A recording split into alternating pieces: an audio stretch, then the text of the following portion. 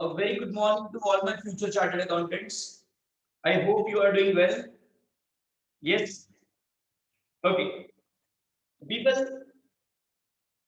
please turn on your cameras. It's a common request which I do not require to make it every time.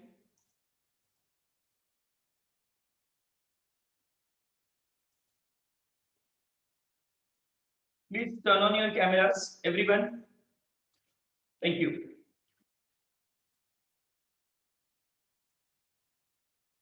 One minute.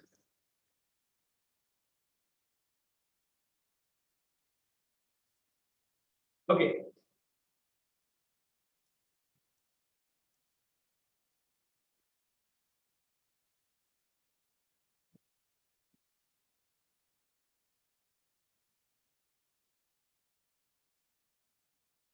Listen, people. Now we are going to start with a very interesting concept over here. And this concept is very important. Might be you find it out this concept as the most easiest concept. But yet, people, believe me, if you can see that this question was asked in May 18 exam for 8 marks, you will be surprised. Sir, workflow diagram of e-commerce. First of all, please tell us what exactly it means for. Yes, people. A simple meaning of this question is to write it down the steps for online shopping. Many of you have done already online shopping, yes or no? Yes, sir. From Flipkart, Myntra, Amazon, Zobong, ICAI.org. Yes or no? Yes, sir. Ola and Uber services we had taken. Now, whenever we are purchasing or whenever we are transacting, okay, over the internet with some website, so what would be the diagram and what would be the workflow? Workflow means methodology to finish that entire transaction. Let's see, people, it's a very, very simple question, but institute asked for the 8 marks. And most of the students thought very simplified. Sir, it's a very simple question. Institute will not ask in the examination itself. But believe me, people, when institute asks for 8 marks, and if you are not writing the answer perfectly stepwise, then institute won't give you marks. Are you getting my point of view? Are yes or no? Suppose people, we are doing something. Can you do the audit before books of accounts preparation? No, sir. The first process is to prepare the books of accounts. Once the books of account is prepared, I will do the audit. Do you agree with me? Yes or no? Yes. Please respond it, people. Good morning, all my dear students. Please be energetic when you are early in the morning in front of the camera and you are with Jigar Joshi, sir. So please be energetic, keep a smile on the face. It does not charge GST.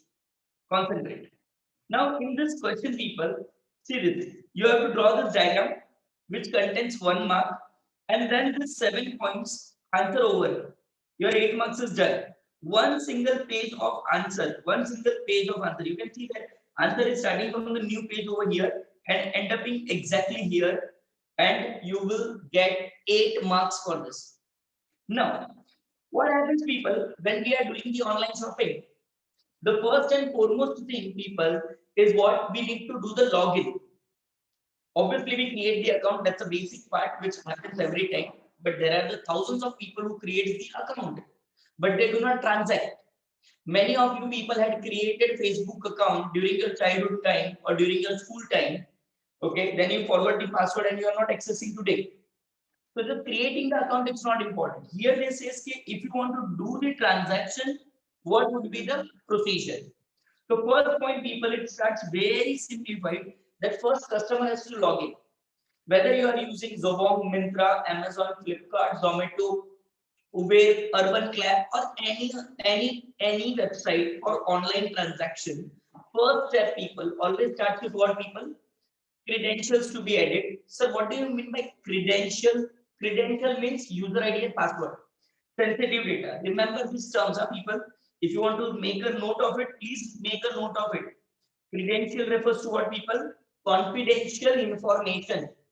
Your username, your password is a confidential information. Do not share with others. Okay? Yes or no? I will give you a very simple example. You everyone people doing the brush in the morning, yes or no? So this is a very idiotic question you are asking on the screen. Obviously, we everyone brush. Yes. Would you like to share your brush with anyone? Sir, not okay. I understood your reaction, and that is the same way people you should apply for the password. The way you do not share your toothbrush with anyone, same way you should not share your password with anyone. Are you getting my point of view? Yes or no?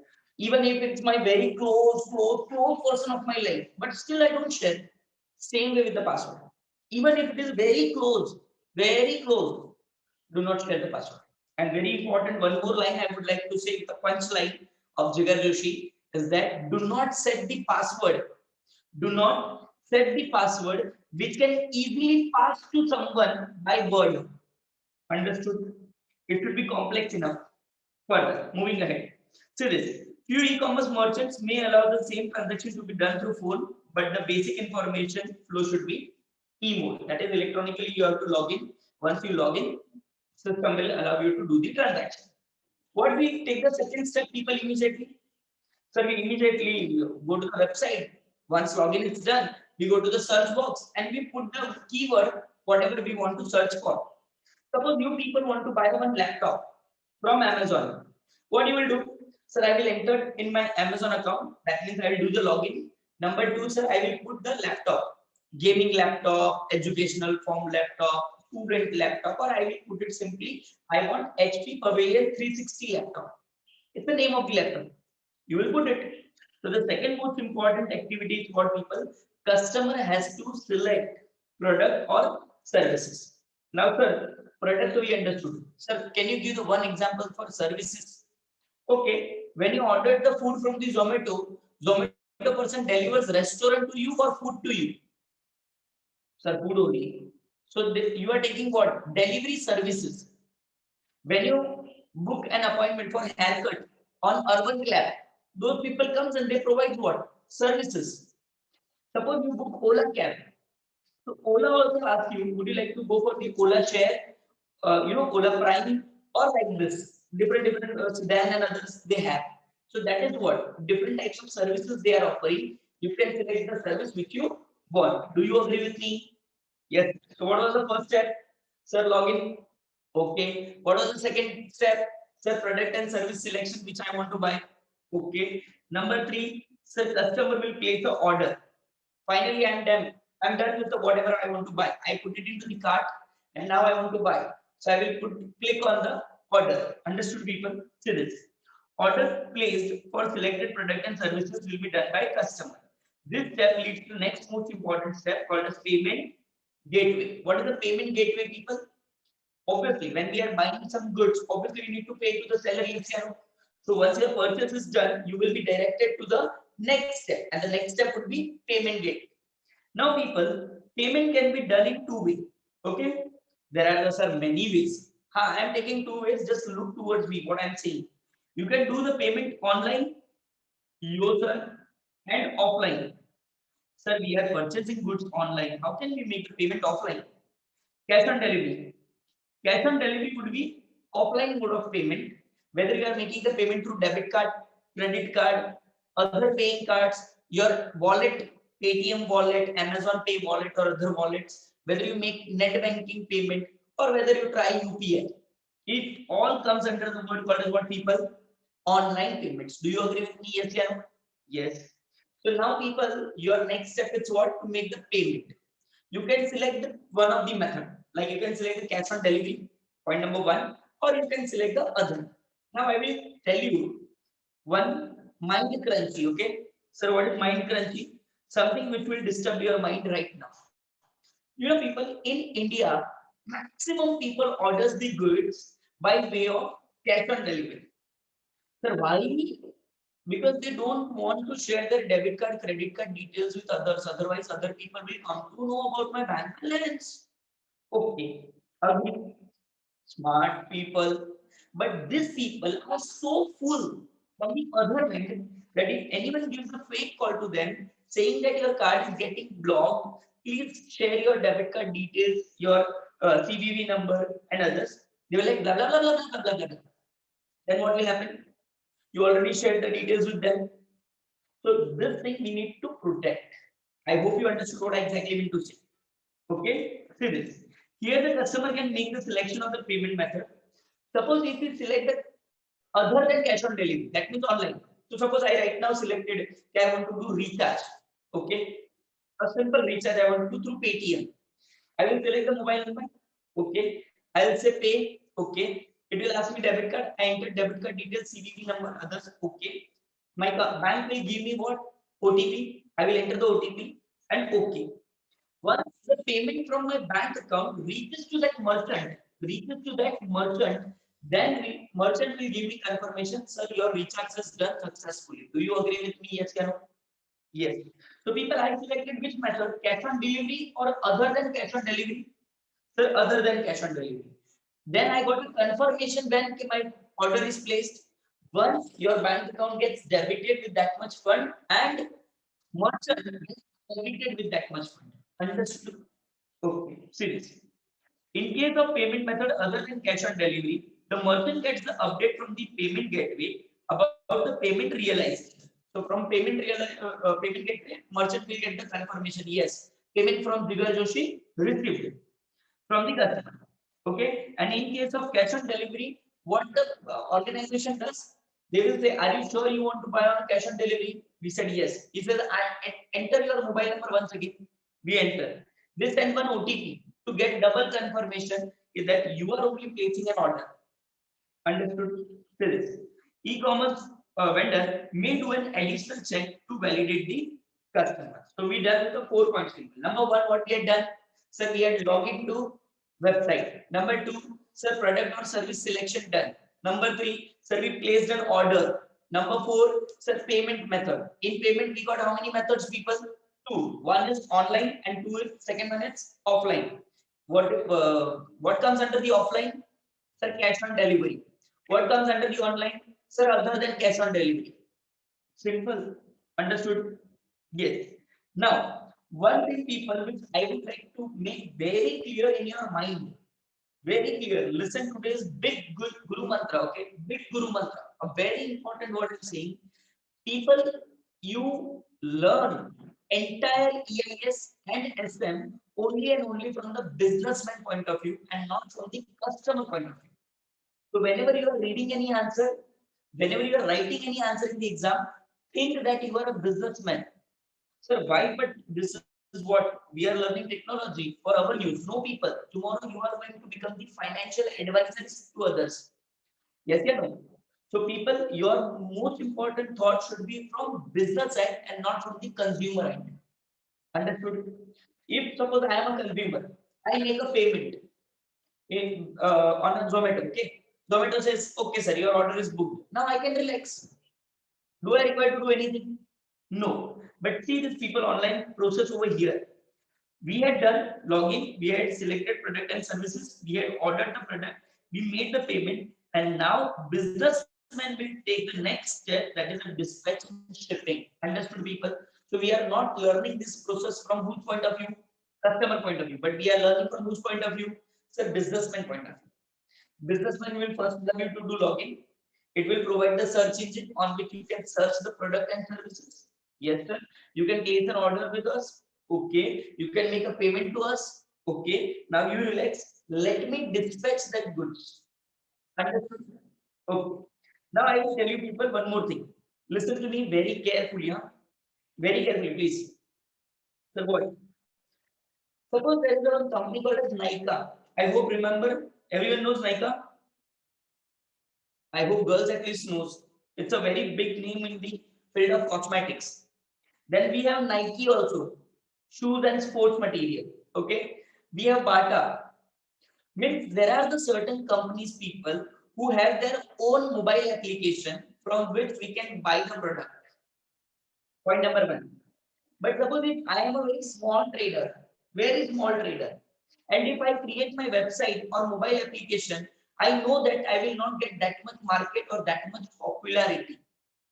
Understood? So I visited to one person, Amazon or Flipkart. I said, tuck, tuck, tuck, Amazon, tuck, tuck, tuck, knocking the door. He said, what happened? I said, I am having the product. Will you please list my product on your website?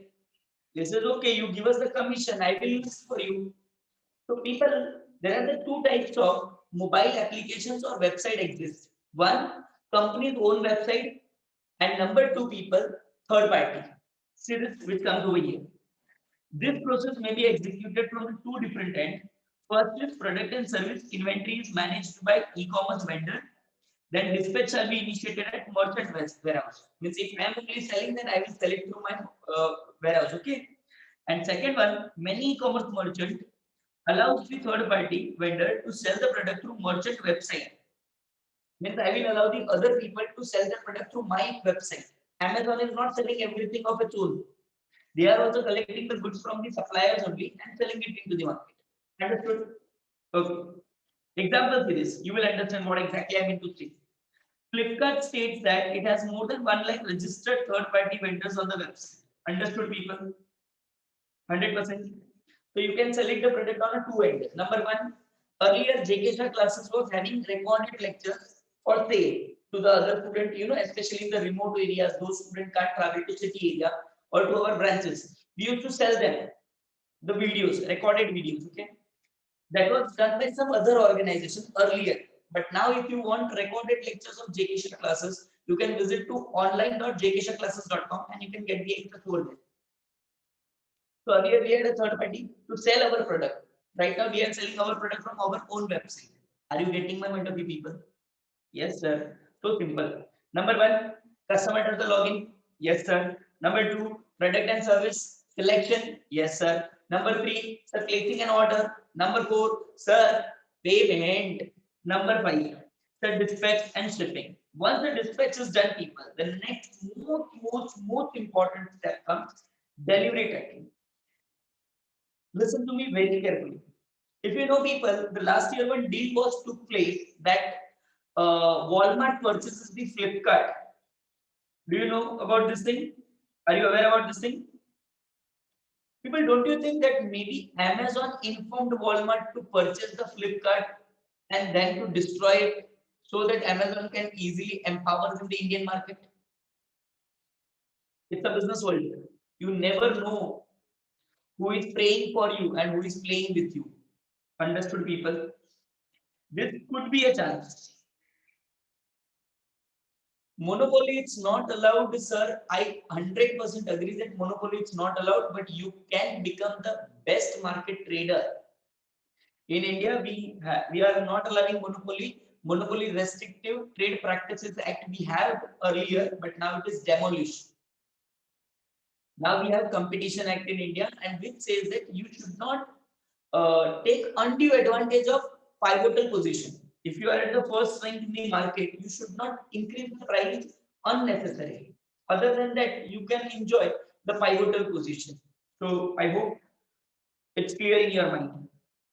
One more thing I will tell you, people. Listen to me. Snapdeal is right now into the completely scrap situation. Why? Because they will fail only in this thing. In India, maximum online websites which had already faced failure was only because of one reason, and that was what? Delivery tracking. They were unable to deliver the goods on the date when they promised. And Amazon has taken this step to deliver the goods exactly on time to each and every customer. So, see this. Another key element, just a minute. Another key element denoting the success of e-commerce business is timely delivery. Merchant must keep the track of this. All the merchants have provided with a delivery staff with a handheld device. Earlier people, before this corona issues, earlier, whenever the person comes to your place, Amazon person or anyone, he used to come with one device in his hand. And you take the delivery, he will ask you to sign with your finger. Once you sign it, immediately you will receive the notification that product is delivered to you. See this. Where the product and service delivery customers are immediately updated. Understood this? Okay. But few people had selected cash on delivery also. Yes, or no? Yes, sir.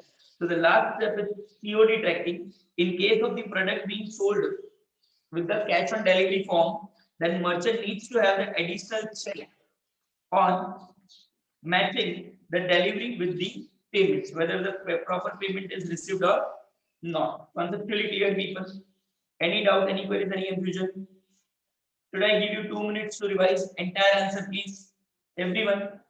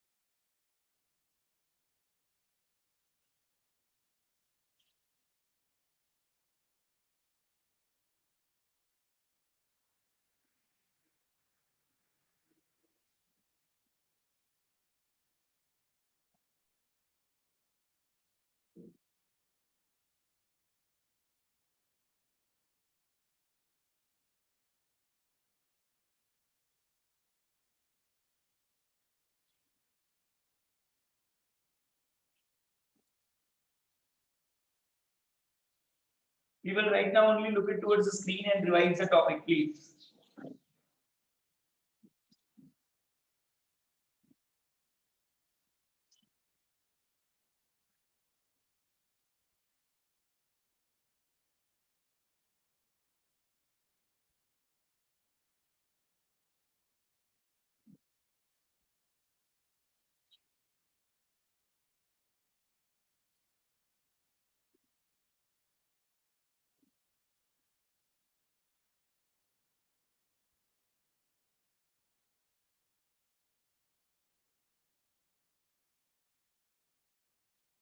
Done.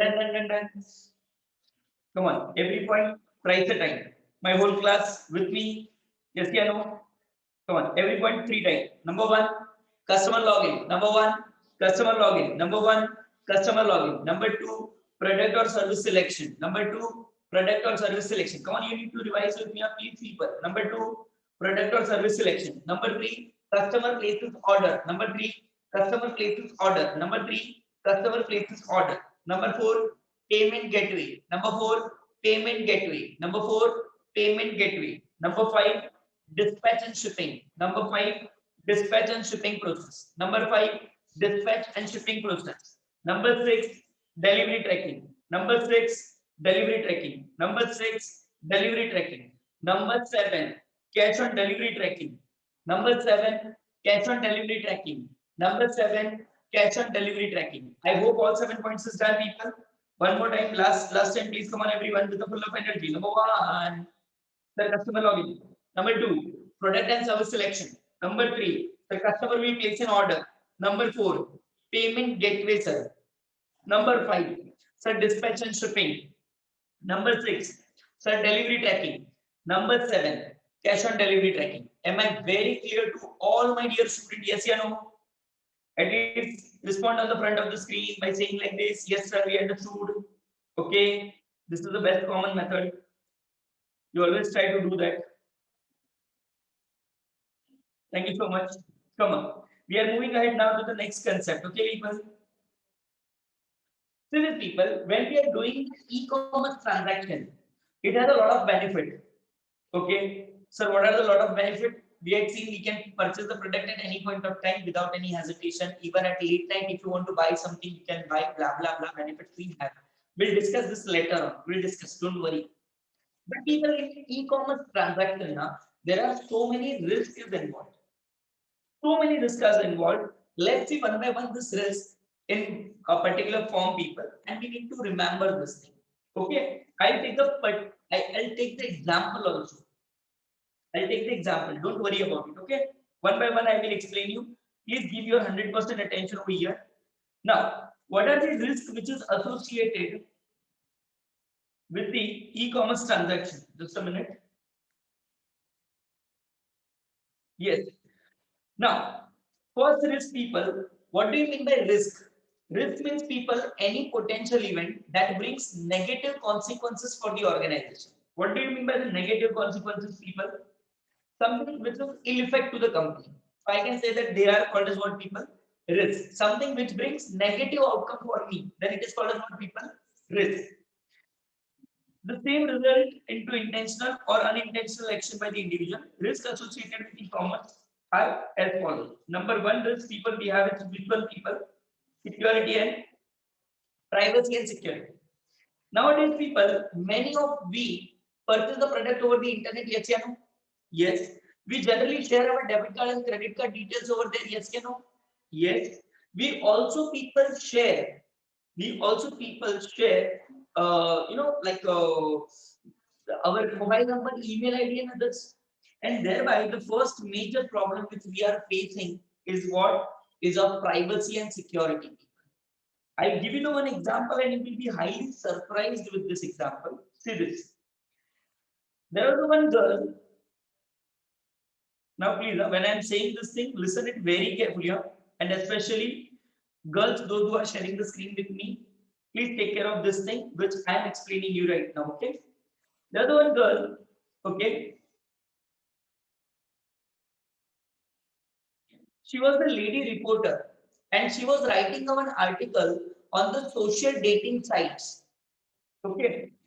Now she was staying in Mumbai and she was staying alone. So one room kitchen is enough for her. She does not require a quite big apartment or anything.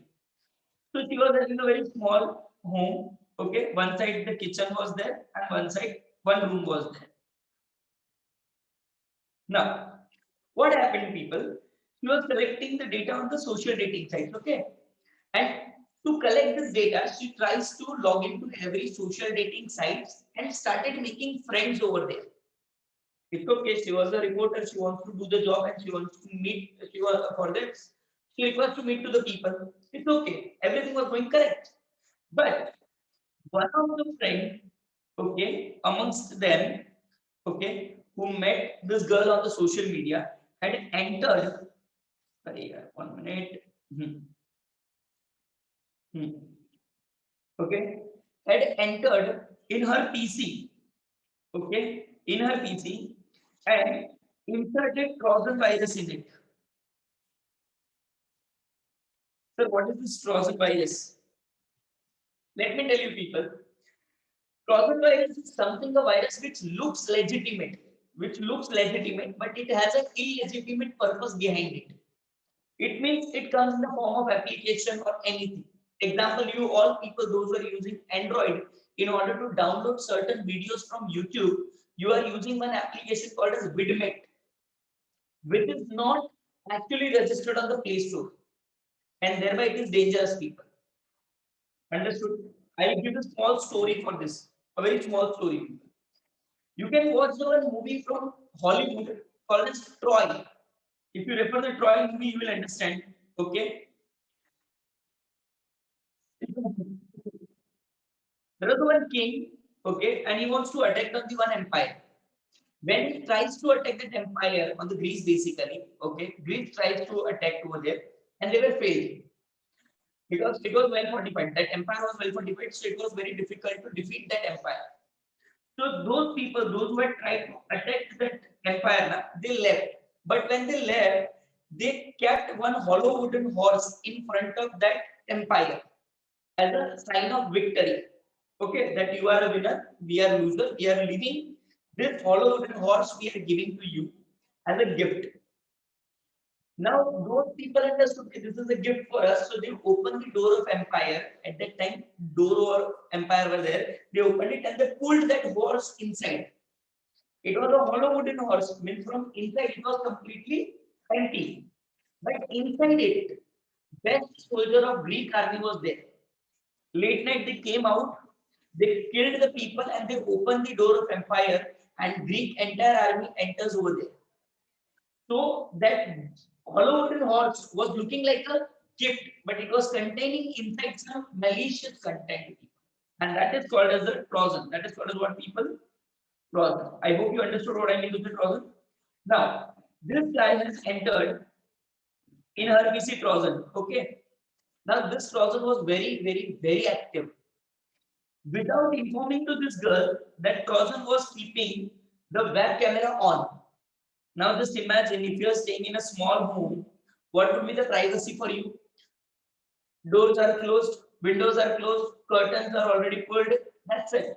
Now you are changing the clothes or you are doing your required work. That's it. Everything, whatever she was doing at her place, was getting captured by that webcam automatically and getting uploaded on the social sites. This is something people Trojan. I hope now the word Trojan is very clear to you. It looks legitimate, but it has an illegitimate purpose in it. So how we can protect from this? Very simple. Do not download any application from unknown source. Do not download any application which comes in the form of links.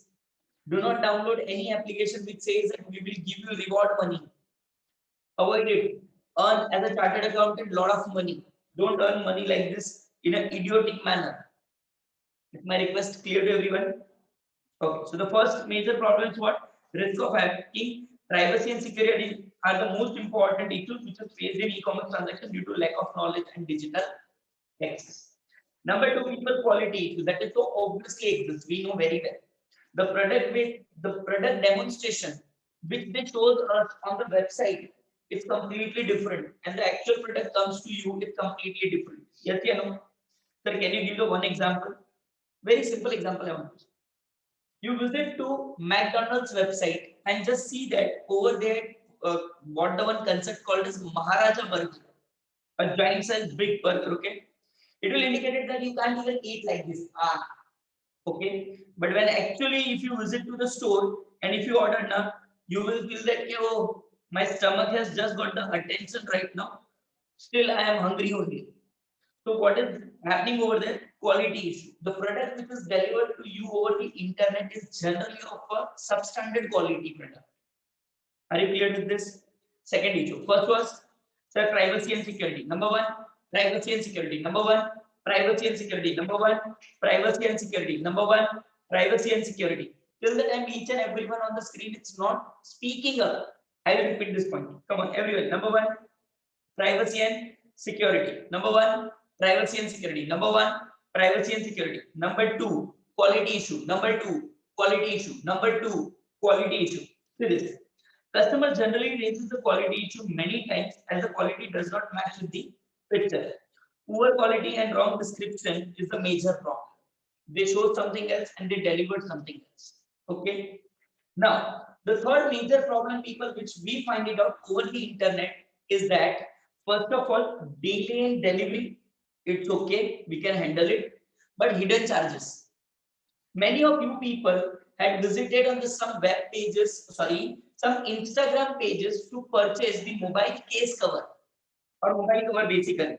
Okay, this was a very lucrative covers to you at just 199 rupees or 99 only. You thought for a purchase, you immediately go, you make a payment to them, and then you don't find it out the delivery only. 99 gone. Okay. Another case, second case. You paid 99 and then you called up. They will pick up your call and they say, ma'am, you paid only for the mobile cover, but you have to pay the delivery charges 299 separately. Then product will be delivered to you. Understood? Third best example I want to give you. Third best example is that if you book online air tickets, okay, airline tickets. If you book the online airline tickets, then they show fly from Chennai to Delhi in just 999. We are like, oh my god, Chennai to Delhi, 99. Okay, let me go by the flight itself. Now, when you book a flight, you understand that the 999 is a base charges, on which 1000 rupees other taxation will be added. Then fuel charges and other will be added, and finally GST will be added, and your ticket charges will around 4000 rupees. So the problem is what? Hidden cost. Understood? And you purchase the product, people, from the Flipkart or Snapdeal. Okay. Okay. Listen to me. You purchase the product from the Flipkart or Snapdeal. Before Diwali, you purchase the product, or before the occasion of any festival, you purchase the product. They will deliver the product after festival only. Delay in delivery is one of the major problem in which e-commerce people are facing tremendous. First one, sir, privacy and security. Number two, quality issue. Number three, delay in goods and hidden cost. Number four, people need to access an internet and lack of personal touch. In many geographical areas, people today also, we do not have internet connectivity so nice. Okay. Barely they are getting the speed of 2G. So internet connection is one of the major problems. Second, people will not get any personal touch. Now, what do you mean by personal touch over here? Can you please explain it a little bit with additional example? Yes, people. Suppose you want to purchase some clothes for you. Please, girls, concentrate up. This example is only for you. Suppose you want to purchase some clothes for you. You always took your friend with yourself and you go to shop. You take that clothes, you try it, and your friend suggests you whether it is looking good or not. Okay. For boys, okay, we completely rely only on the seller. We don't have the friends with ourselves for shopping. Obviously, they won't come only because they don't want to do time in this manner. Okay, at least you have a good friend with you to shop, but we don't have. So we boys immediately went to the store. Okay, we try the clothes and then we asked to the shopkeeper, sir, perfect. Shopkeeper says, sir, perfect, sir. You are looking hero, sir. Finish. We immediately place an order. But people, Just I am giving the example. I take it on example mode only, simplified. You girls having your friend with you to suggest something that gives you some personal feeling. We boys asking that shopkeeper gives us a personal feeling. But we people, girls and boys, when we are doing online shopping, do you find it out anyone who can give you the suggestion whether it looks good on you or not, whether it looks perfect on you or not? That's a major reason people that need to access of internet is not there, and even personal touch, what to buy, when to buy, whether it looks perfect or not, whether we should buy or not buy. Nobody is there to give you any suggestion. Products are there on the internet. Choose it if you want to buy it. Understood? So come on. Number one was the sir, privacy and security. Number two, sir, quality issue. Number three, delay in goods and hidden costs. Number three, delay in goods and hidden costs. Come on, everyone here. Please revise with me. Be energetic. Okay. Number three, delay in goods and hidden costs. Okay. Number four, need access to internet and lack of personal touch. Number four, need access to internet and lack of personal touch. Number five, people. Problem of anonymity. Sir, what do you mean by this? Anonymity. Anonymity refers to people transaction with unknown person. What I'm saying, people, transaction with unknown person. I have a lot of my personal example, people. I'll give you my personal example. If you want to write it down, you can just make a note of it so that it will give you benefit at the end of the day. Okay. One of our students had purchased a guitar from the Instagram. Okay. On Instagram, he find it out the seller, and his father's birthday was coming. So, in order to give to his father, that guy has decided to give a guitar to his father. It's a very good decision. I really appreciate it. Guitar was of 10,000 rupees. He paid 5,000 rupees. Okay, and he booked it at least 20 days ago from the birthday, so that product will reach to him comfortably. Even if replacement is needed, he can do it. Means well planned decision was there. After taking 5,000 people, that guitar seller was not responding at all to him. Not responding at all to him. 5,000 also took and no response. Now you people know who was that person who is managing that account? No. So that is called as a problem of anonymity transaction with unknown person. Then he called me and said, sir. I said, what happened, sir. Sir, 5,000 loans, no response received. I said, relax, bro. Chill. Your sir is there. I was having the one blur copy at that time. I was having the one blur copy of Mumbai Police Department. Okay, FIR copy, blur copy of Mumbai Police FIR departments, FIR copy. I said I'm sending this image to you. It's a blur copy of FIR. Over there you can find you can easily read Mumbai Police. Okay, and I'm just sending that image to you. Send this image to that guy and tell him that I had already filed a suit against you. Now you face the legal action. If he is very new to do this all types of frauds, then definitely you will get it your money back immediately. He said, okay, sir. I said, but promise to me. See, this I took promise every time from my all students, but they never fulfill the promise. Sir, promise, what, sir? I said, if your 5,000 rupees comes now, you have to give me a party. He said, okay, sir. And in my party now, I just want, if I'm in Chennai, I want only one filter coffee with you. That's it. Then enjoy the time, yeah. He said, sir, damn sure, I will give you party. I said, okay. I forwarded the copy to him. He forwarded copy to that person. That person immediately, in next 10 minutes, credited 5,000 rupees in his account one more time. And by writing the one big message that I am so sorry that the product which you had selected is already being sold to somebody else. Thereby, I had not responded. I was searching for you some another product, but please take the complaint back. I had returned your money. Now, tell me, people, if you are doing the transaction with this kind of people, in such scenario, do you find it out? It's a very difficult people, yes or no? So my request to all my dear students, when you are doing online shopping, people, please do shopping with only trusted people and not from the unknown people. That is the problem of anonymity. Are you clear with this? Yes. Number one, people, privacy and security. Come on, everyone, with a full of energy. Number one, privacy and security. Number two, the quality issue. Number three, the delay in goods and hidden cost. Number four, need access to internet and lack of personal touch.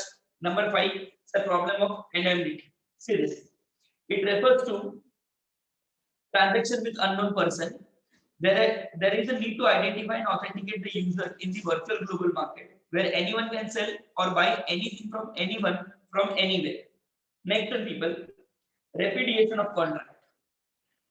Now I would like to take the example of Chennai. Okay, yes, listen to me. I was there at Chennai.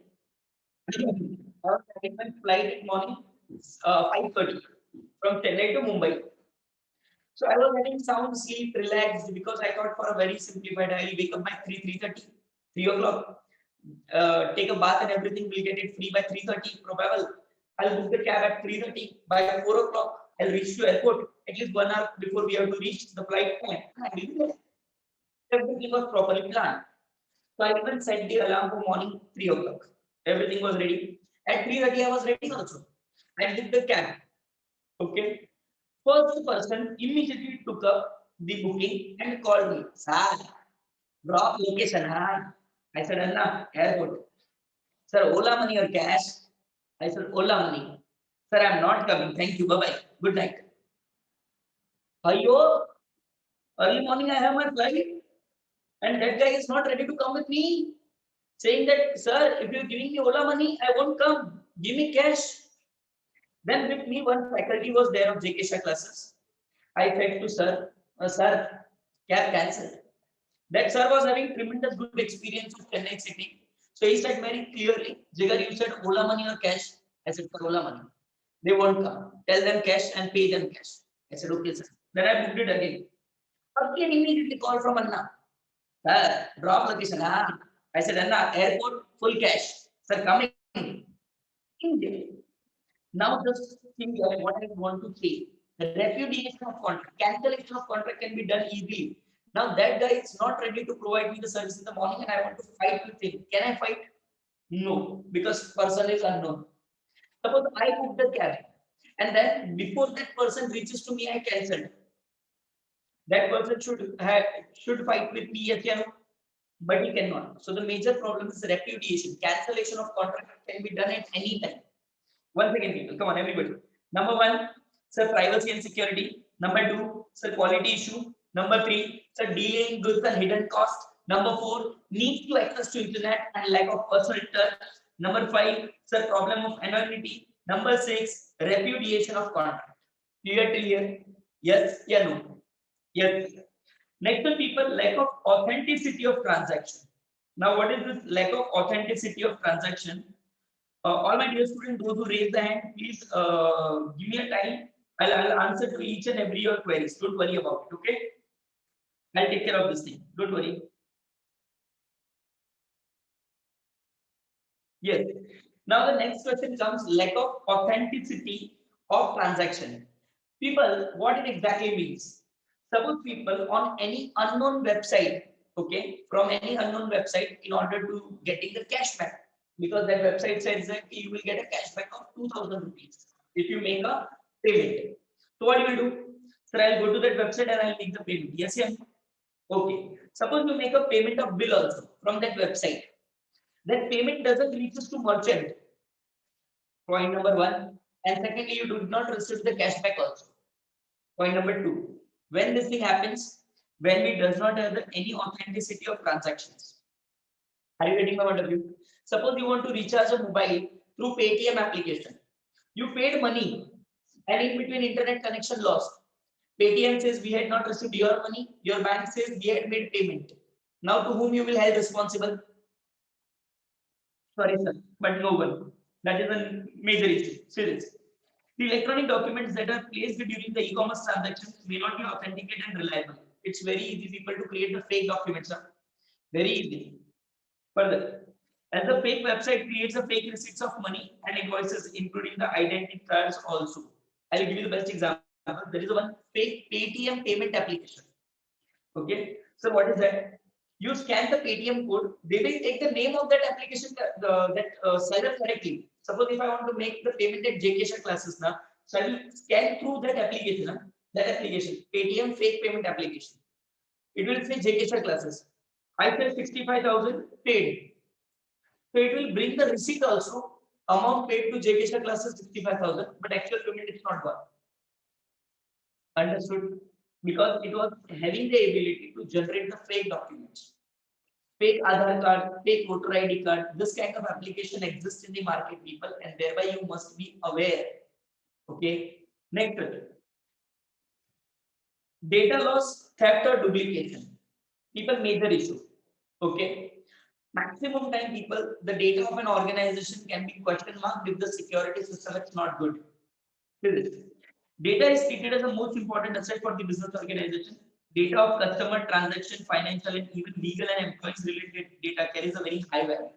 And if organization fails to protect this data, then it will create a big question mark against that organization. Forget about the organization. Last year's example I want to give you. You know, people last year, so many questions were raised against the government of India, when it was notified that some of the people's Aadhaar card details got leaked in the market. When Arogya Setu application, to test the contacts of COVID patients, when Arogya Setu application was introduced by government of India, few opposition party leaders says that it is playing with our privacy also. So data privacy is one of the major concerns when it's e-commerce. I will show you one small video once this answer is over for this data especially. Okay. Next one. Attack from hackers. Sir, attack from hackers means what? Who is a hacker? Hacker is a person, people who hacks the data. Don't say Jigar Joshi, please. I am ethical hacker. Can I call you only accountant or should I call you chartered accountant?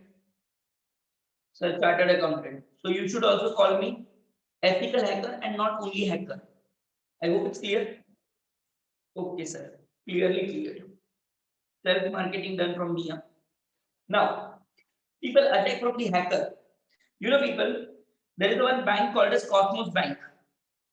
Cosmos Bank, which has its headquarters in Pune. Okay. Listen to me very carefully. In 2018, somewhere in the March or December, okay, group of hackers from South Korea, okay, group of hackers from South Korea attacked the server of this Cosmos Bank, and took somewhere 98 crore rupees within 12 minutes 36 seconds. So within 12 minutes 36 seconds, people from South Korea attacking on the server of bank, Cosmos Bank, and took away the money. This is what the hackers can do, people. Sir, if we keep money at home, theft issue. If we keep the money at bank, Vijay Mallya issue. If the bank says our money is safe, then with hackers we have issue. Sir, where we should keep money? Give it to me. I will keep it properly. Come. Apart from a small joke, people. Further, hackers are the professionally people trained whose main intention is to damage the system, data, network, and computer system. Web users for e-commerce may be vulnerable to hackers, may be easily attackable to the hackers. Hackers can easily attack them. And please, my dear student, with a folded hand, the one professional is requesting you, do not share any your personal details with anyone. Anyone, I'm saying. Further, denial of services. Now, what do you mean by denial of services? Let's take a very simple example. Okay, I'll take the example from this classroom only. Suppose in this classroom, there is one girl called as a Miss A or Miss B, Miss C, Miss D. 4 girls are there. Okay, A, B, C, D. They all purchase the subscription version of Amazon Prime to watch the web series. They are fond of watching the web series. I am not. But I thought for a while, can I attack their login ID and password, and can I take that login ID password? Chances was there. So I attacked their email account in which Amazon Prime's login ID and password was there. I took that login ID and password, and now I am enjoying the services of Amazon Prime, where money was paid by ABCD and services is enjoyed by somebody else. This kind of attack is called as people denial of services. The person who has paid the money, listen to me very carefully, people. This point again you will ask me at the exam time, sir, what is denial of services? Denial of services means the person who had paid for the services is unable to enjoy the services as somebody else is enjoying the services by stealing password and confidential data. See this. Services to a customer may be denied due to non-availability of system as it may be affected by virus, email bombs, and email floods. You know, people, what is email bombing? Have you heard of email bombing? No. Let me tell you. Suppose if I want to destroy any one of your email account, any one of yours email account, if I want to destroy, it will not take me more than 5 minutes. Every time you try to attack us only, na sir. No, I'm giving the example, people. Yeah, please. I said I'm an ethical hacker. I'll not do any unethical activities. But suppose there is a one person in our classroom, my favorite name, Tirupalli Murupalli Chinnaswamy Muthuswamy Venugopal Iyer. Okay. He is having the email account also, Tirupalli Murupalli Chinnaswamy Muthuswamy Venugopal Iyer @gmail.com. Now, presume the people, suppose you want to drink a water and if I give you this bottle, can you easily drink the water? Yes or no? Yes. Okay. Suppose you open a tap and you have to drink the water like this. Can you? Yes. But directly if I put the pipe in your mouth and that of tanker size pipe, you will blast. Yes or no? Yes, sir. Same way, people, I can damage your email account. In email account, if one email is coming, then it's okay. But at a time, if more than thousands of emails in a per second basis, if I'm throwing in your account, then your account will be blast. When next time you type your email ID, that is Kirichipalli Muruchipalli Chinnaswamy Muthuswamy Venugopal Iyer @gmail.com, Gmail says sorry bro, account does not exist. Gmail says what? Sorry bro, account does not exist. Why? Because your account is now blast. And that is called as people email bombing, for which many softwares are there. But obviously, if its IP address is used, you can easily track it. Understood? Further, non-recognition of electronic transactions. Many transactions are there, people, for which authenticity is not there. Okay. Next, problem of piracy. Now, what is the piracy, sir? Pirated version. For each and every pirated version, I will give you the best example. Friday new movie get launched on the screen. Yes, or no? Yes. Late evening, can you find it out in your phone? Yes, or no? Yes. How it is possible? Sir, pirated version. Pirated version means creating duplicate copy of original product. What I said, people? Creating duplicate copy of original product is called as a piracy. And piracy is dangerous because with piracy, there is a chances of Trojan to be attacked for. So when you get the free, please make sure that it will take something from you. Now come on, revising all the points, and then I will show you the one video clip. I remember that thing, don't worry. Number one, people, which is the privacy and security. Number one, privacy and security. Number one, privacy and security. Number one, privacy and security. Number two, quality issue. Number two, quality issue. Number two, quality issue. Number three, delay in goods and hidden cost. Number three, delay in goods and hidden cost. Number three, delay in goods and hidden cost. Number four, need to access internet and lack of personal touch. Number four, need to access to internet and lack of personal touch. Number four, need to access to internet and lack of personal touch. Number five, problem of anonymity. Number five, problem of anonymity. Number five, problem of anonymity. Number six, repudiation of contract. Number six, repudiation of contract. Number six, repudiation of contract. Number seven, lack of authenticity of transaction. Number seven, lack of authenticity of transaction. Number seven, lack of authenticity of transaction. Number eight, data loss or theft or duplication of data. Number eight, data loss or theft or duplication of data. Number eight, the data loss or theft or duplication of data. Number nine, attack from hackers. Number nine, attack from hackers. Number nine, attack from hackers. Number 10, denial of services. Number 10, denial of services. Number 10, denial of services. Number 11, non-recognition of electronic transaction. Number 11, non-recognition of electronic transaction. Number 11, non-recognition of electronic transaction. And number 12, problem of piracy. Number 12, problem of piracy. Number 12, problem of piracy. Requesting all my dear students to refer from the screen theory one more time, quickly, people, so that we can continue. Until that time, please give me 2 minutes to search for the video. Piracy refers to creating pirated version of anything. software or songs or anything. Pirated means creating duplicate copy of original product. Duplicate copy of original product is a pirated version.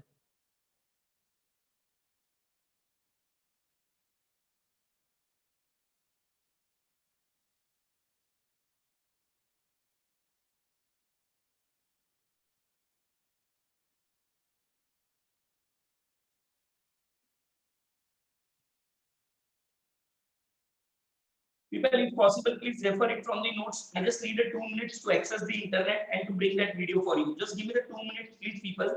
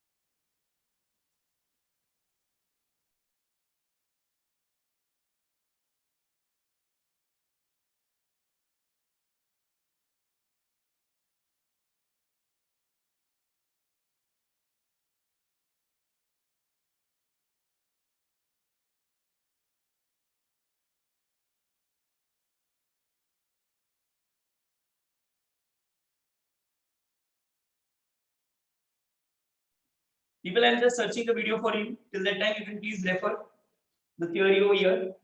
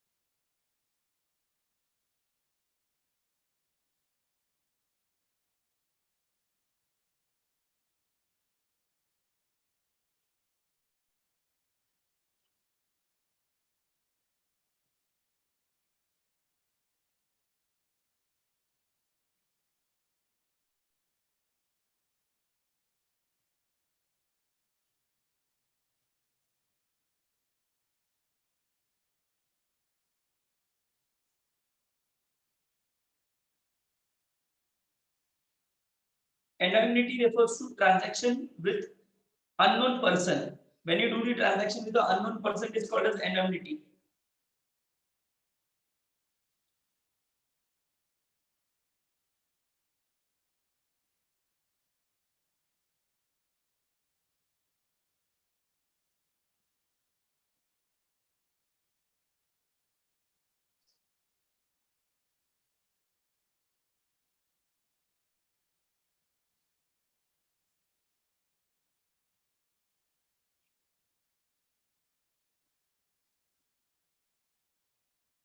Authenticity refers to verification, people.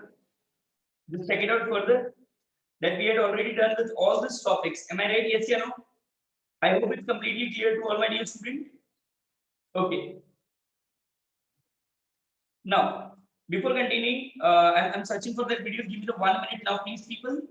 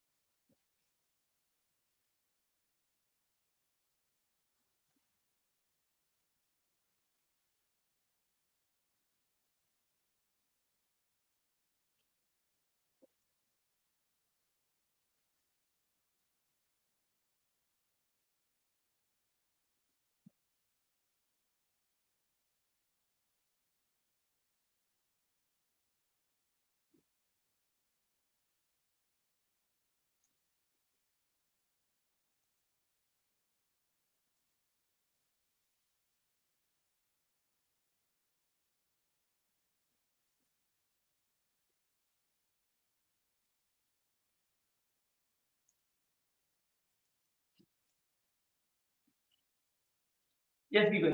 I'm trying my level best to find it out, but the video it's been delisted from the site. I'll search it out and I'll give it to you. Don't worry about it, but that will be done definitely. Number one is privacy and security. Number two, quality issue. Number three, delaying goods and hidden costs. Number four, need access to internet and lack of personal touch. Number five, problem of anonymity. Number six, repudiation of contract. Number seven, lack of authenticity of transaction. Number eight, data loss, theft or duplication of data. Number nine, attack from hackers. Number 10, denial of services. Number 11, non-recognition of electronic transactions. Number 12, problem of piracy. Am I very clear to all people? Okay. Moving to the next sentence. Now tell me people, we are facing the risk related to e-commerce, yes or no? Yes. So if we are facing the risk related to e-commerce, do you think we have to take some preventive measures to protect from this such risk? Yes or no? Yes. Now, very important concept I am going to teach you. Please concentrate. Sir, what is the concept? We are going to learn people right now the definition of control. And this definition of control is there in every chapter. Chapter 1, 2, 3, 4, 5. All chapters have this definition of control. So let us try to understand what do you mean by control. See these people. I know already. Just a minute. Yes. I know people already. Certain risks exist. Yes, I know. But if I want to prevent myself from the risk, then what I have to take? Sir, you have to take certain controls. Now, what do you mean by the controls? So, controls refers to people, policy, procedure, practices, and organizational structure. How many points are there? Four. Number one, policy. So, what do you mean by policy? Policy refers to rules and regulations. Policy refers to what people? Rules and regulations. Like we have the policy that we first authenticate the user, then only access will allow it. We first take your mobile number by sending the OTP. If you are genuine, then only will allow you to create account. So that is what policy. Number two, procedure. What do you mean by procedure? Way of doing activity. Way of doing activity is called as what people? Procedure. So we have a procedure very clearly that first you place an order, we'll check with our store and then only the product will be delivered to you. So that is what procedure. Number one, we have what policy. Number two, we have way of doing the activity. If you want to do any activity, for that standard procedure is there. Na? Suppose you want to book a Ola cab, what do you generally do? So we start the application, we enter the drop location and we search. We search whether the cab is available. Means we search for that location where we want to go.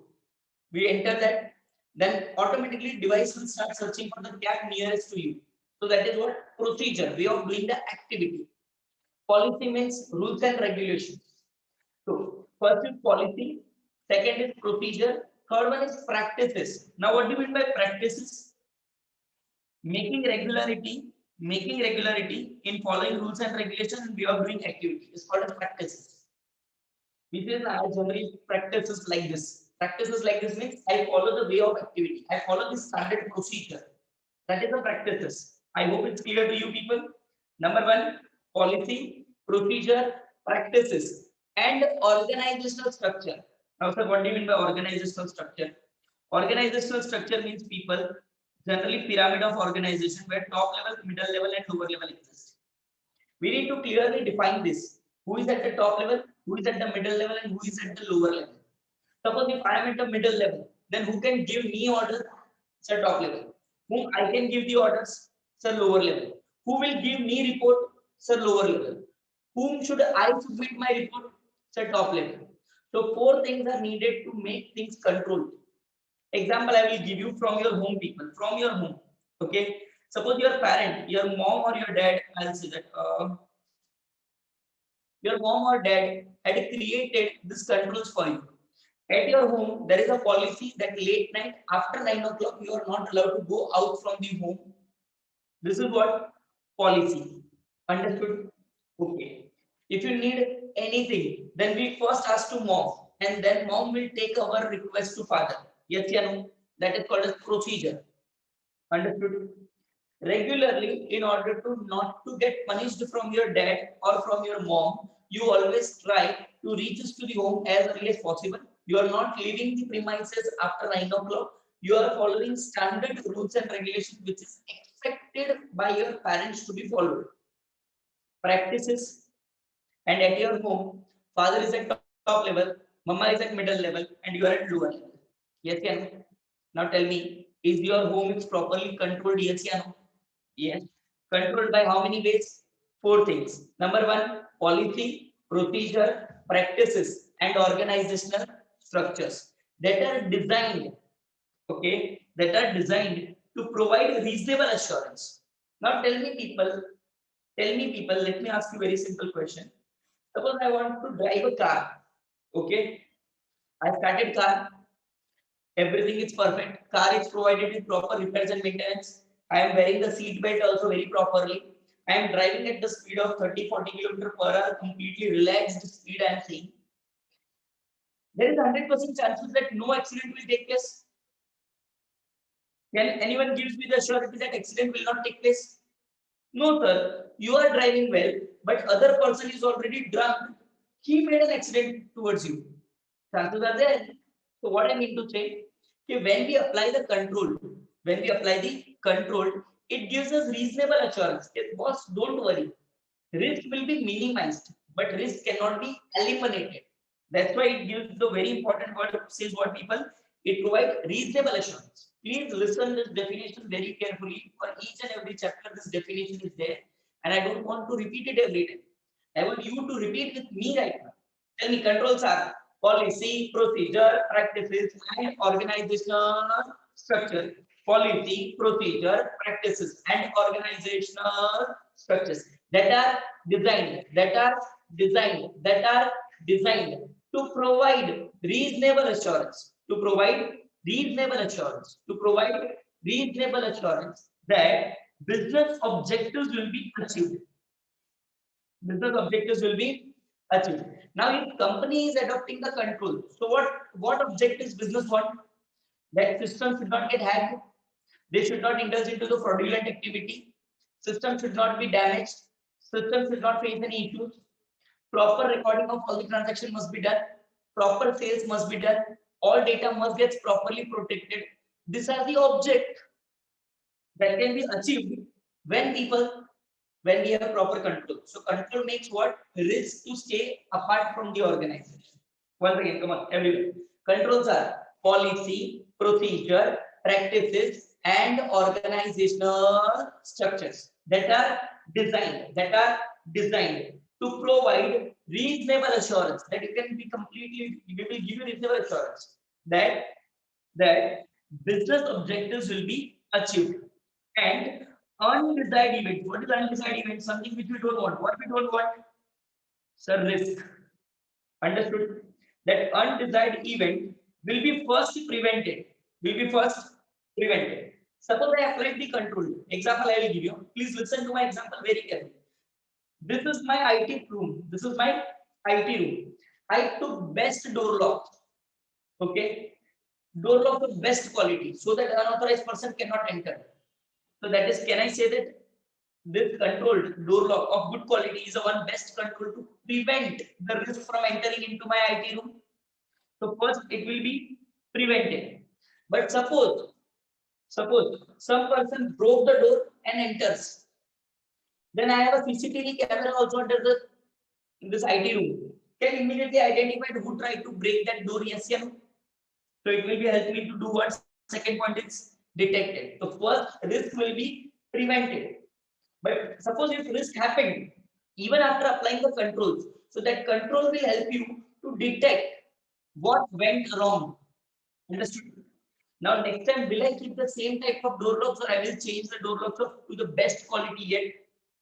To the best quality. So next step I will take it to what people? Corrective steps. So preventive, first prevent the risk. If not prevented, risk attacked me, then I will identify what was that risk. And next time, same risk does not attack me, thereby I will take the corrective measures. Understood, people? Yes. So now it's your responsibility to repeat this entire definition for the 3 times. Come on, everyone. I want each and every student on the name of Chartered Accountancy, on the name of CA becoming, you people, repeat this. Come on. Controls are policy, procedure, practices, and organizational structures that are designed to provide reasonable assurance that are designed to provide reasonable assurance that business objectives will be achieved. That business objectives will be achieved. Once again, I am saying what, please repeat with me. Controls are policy, procedure, practices, and organizational structures that are designed to provide reasonable assurance that business objectives will be achieved. And undesired event. What is undesired event, people? Risk. Undesired event will be prevented or detected and corrected. See this or and makes difference. Huh? First I prevent. If it's not done, it attacked, then it is compulsory required to be corrected. So prevented or detected and corrected. I hope it's completely clear to you people. Second time, come on everybody. Controls are policy, procedure, practices, and organizational structures that are designed to provide reasonable assurance that business objectives will be achieved and undesired events, that is risk, will be prevented or detected and corrected. Fully clear, people? Yes or no? Loudly say yes or no. Third time. Come on, everybody. Last time. Come on. Full of energy. Bring energy in yourself here. Come on, please.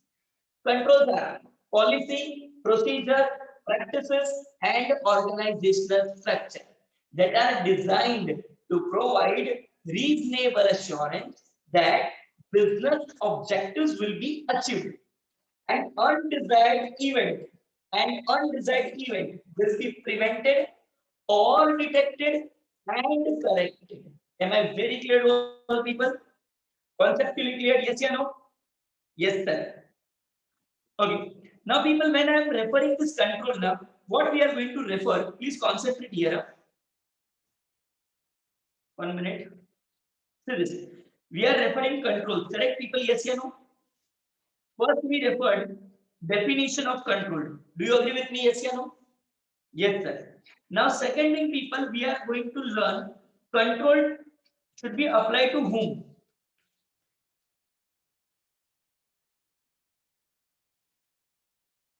Yes. Control should be applied to whom? Understood? So first thing we want is what? Control.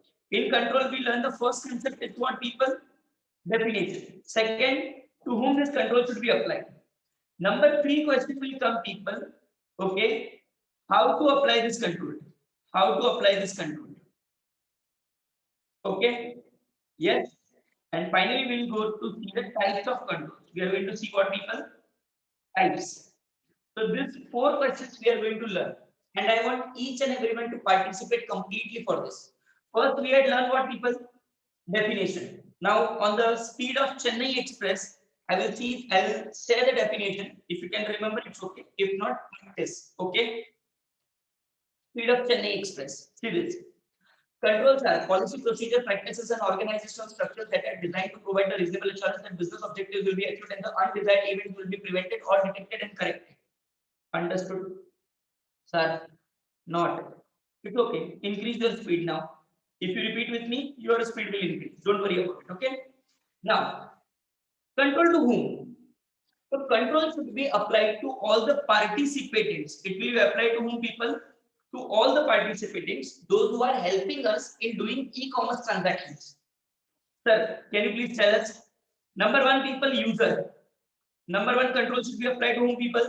User. Every user must be authenticated.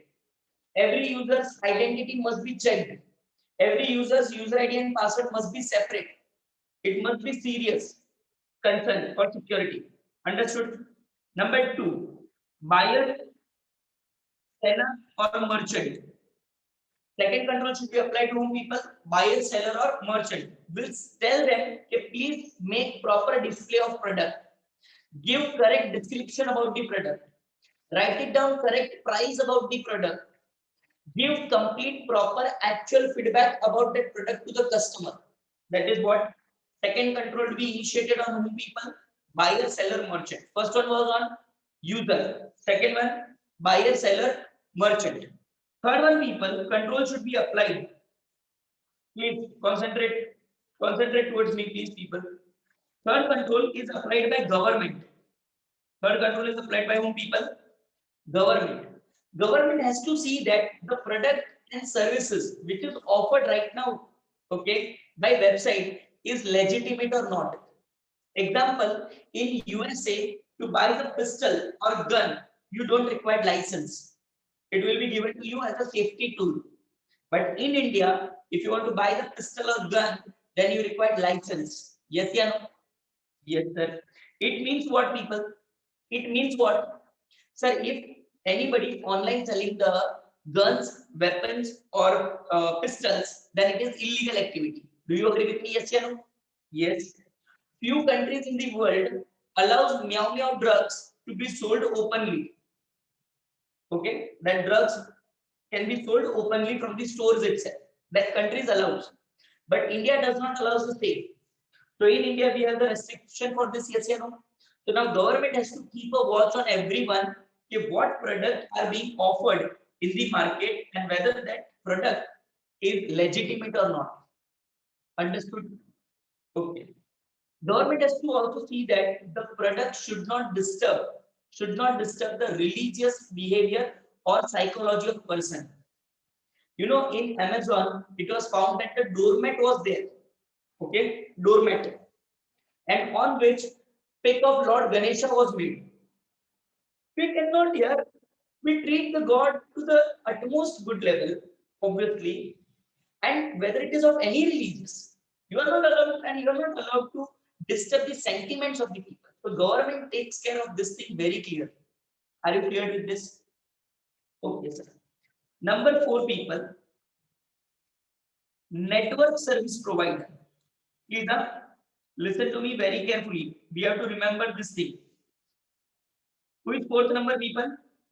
The network service provider. People, you all are using internet right now. Yes, yeah, no? Sir, obviously, otherwise you will not be visible to us. We are either using Vodafone network, either Vodafone Idea merged together. We are either using GeoNet, either we are using the Airtel, or either you are using the local broadband which you receive in your area. Do you agree with me? Yes, yeah, no? Yes. So when we are using the internet, this internet service provider can store each and every data, whatever I am doing over the internet. Answer is yes. They are legally allowed to store that data. Those who are providing the network services to you. Are you getting my point of view? Understood? Yes. But control is made on them that they should not share this data with any third party unless and until it is required to be shared by law. Understood? So suppose you people are right now accessing the website abcd.com. It's okay. Your network service provider will store that data. It is compulsory for that network service provider not to share this data with third party.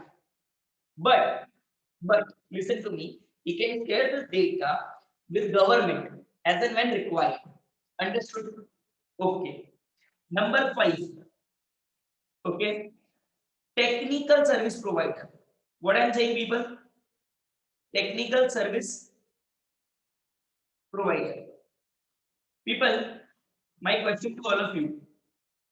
Can you see this lecture without laptop? Not possible, sir. Without mobile phone? Not possible, sir. In short, the device which you are using is required to be the perfect condition. Yes, you know? Yes. Apart from network service, apart from internet, all other technicalities we are using. Right now, suppose I am taking the lecture in front of this webcam. If this webcam is not working, then will I call to network service provider or I will call to technical service provider? The technical service provider.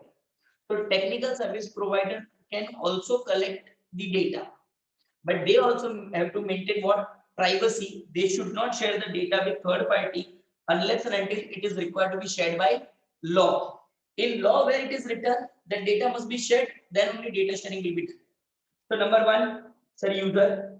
Number 2, sir, buyer, seller, and merchant. Number 3, sir, government keeps a watch on everyone. I'll give the example of government. Okay. You know, people, there is one website called as ebay.com. Okay. This eBay.com owner was arrested twice a time by police department because on his website it was found that someone is selling gun and someone is selling the pornographic material. So he was held responsible at that time.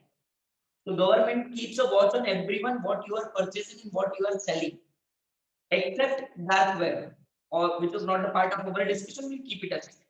Next, technical service provider. Understood clear? Yes. Okay. One more person is very important over here. Sir, who? People, you are making the payment, yes or no? Yes. So payment gateway service provider, those who are providing the payment gateway services, that they take the money from your bank account and give it to the merchant. Don't you think they are having the most confidential data about you? Yes. Do we require to control these people also? Yes. So first we understood the definition of control. Now we understood the control should be applied on whom. Are you clear with this people? Yes. Let's read people. Come on. See this. Examples of control. Like I'm not allowing you to use internet during the office hours. Control. I'm not allowing you to access social media. Control. Control can be in any form. Okay. See this. User. This is important to ensure that the genuine user is using the e-commerce and m-commerce platform people. Okay. The risk if the user account is hacked. Okay. Hacker can buy the product and services. That is the first major risk. You can find it out over here right now. Number two, we have the seller buying a merchant.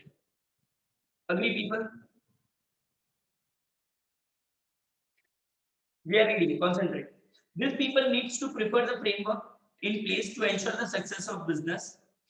Many e-commerce business have lost huge amount of money as they did not have proper controls in place. Like it must include proper product catalog. Catalog means image must be properly displayed, price must be properly provided, discount and promotion scheme must be properly informed, product return guarantee warranty must be informed, and most importantly, accounting for the cash on delivery must be made properly. Then, next comes to what people? Government. Now see this. Government across the world and in India has a few critical concerns of electronic transactions. Like number one, tax accounting all the products, whether the tax is paid on that product or not. And number two, all the product and services which are sold are legal or not. Okay, sir, understood. There, see this. There have been the instances where the narcotic drugs have been found to be sold or bought through the electronic means. Understood, people? Yes. Next one was the network service provider. Remember, people, network service provider. See this. They need to ensure that availability and security of network. Any downtime of downtime means network is not available or network speed is very slow. That is called as downtime of network. Downtime means what? Network speed is slow or network is not available.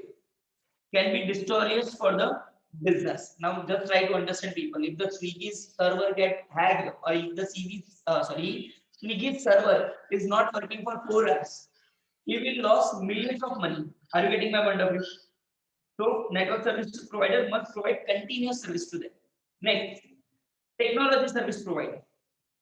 This includes all other service provider other than network service provider. Example, we are going to learn this cloud computing service provider. The people, those who are selling the software to you, people, those who are selling hardware to you, they are also prone to risk of availability and security. Next one, people. This one I forgot to write over there.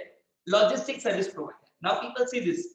The person who comes to deliver the product to you is knowing your home address, yes, yeah, no? Is knowing the residential address and everything. So at that time, they also need to ensure that this data does not leak to third person. See this. Success or failure of any e-commerce or m-commerce venture finally lies here. Because when you deliver the right product to right customer at right time, it makes every customer happy. Further, see this. Logistic service providers are the one finally responsible for timely product delivery. Am I conceptually clear over here, people, with you? Last but not the least, payment gateway. E-commerce vendor business shall run only when their product gateways are sufficient, effective, and foolproof. That payment will not go to any unknown person and your car will not be hacked. Am I very clear to you, people? Yes. Okay. Repeating this entire concept for the 2 minutes, giving to you to revise it very fast, very quick, please, people. And then we'll continue to explain you the next very important concept. How this control should be applied. We understood what is control. We understood who should apply the control. And number three, we are going to learn how we should apply the control. So please, I am requesting to all my dear students to read this content very fast, very quick format, please.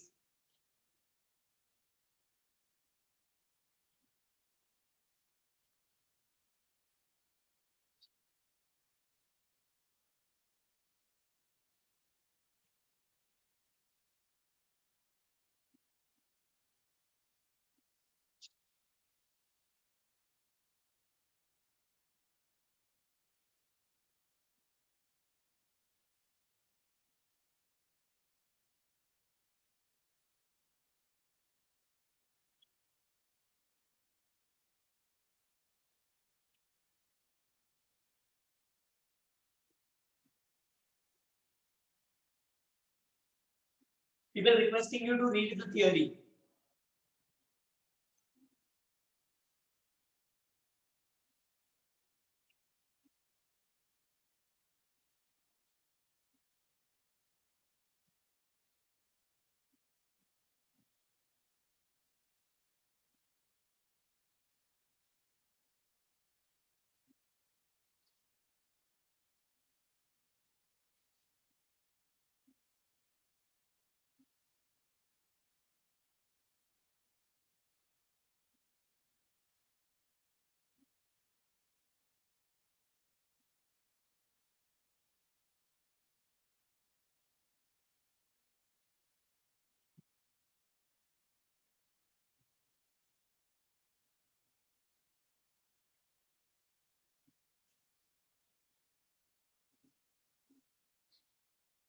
Done, done, done, done, done.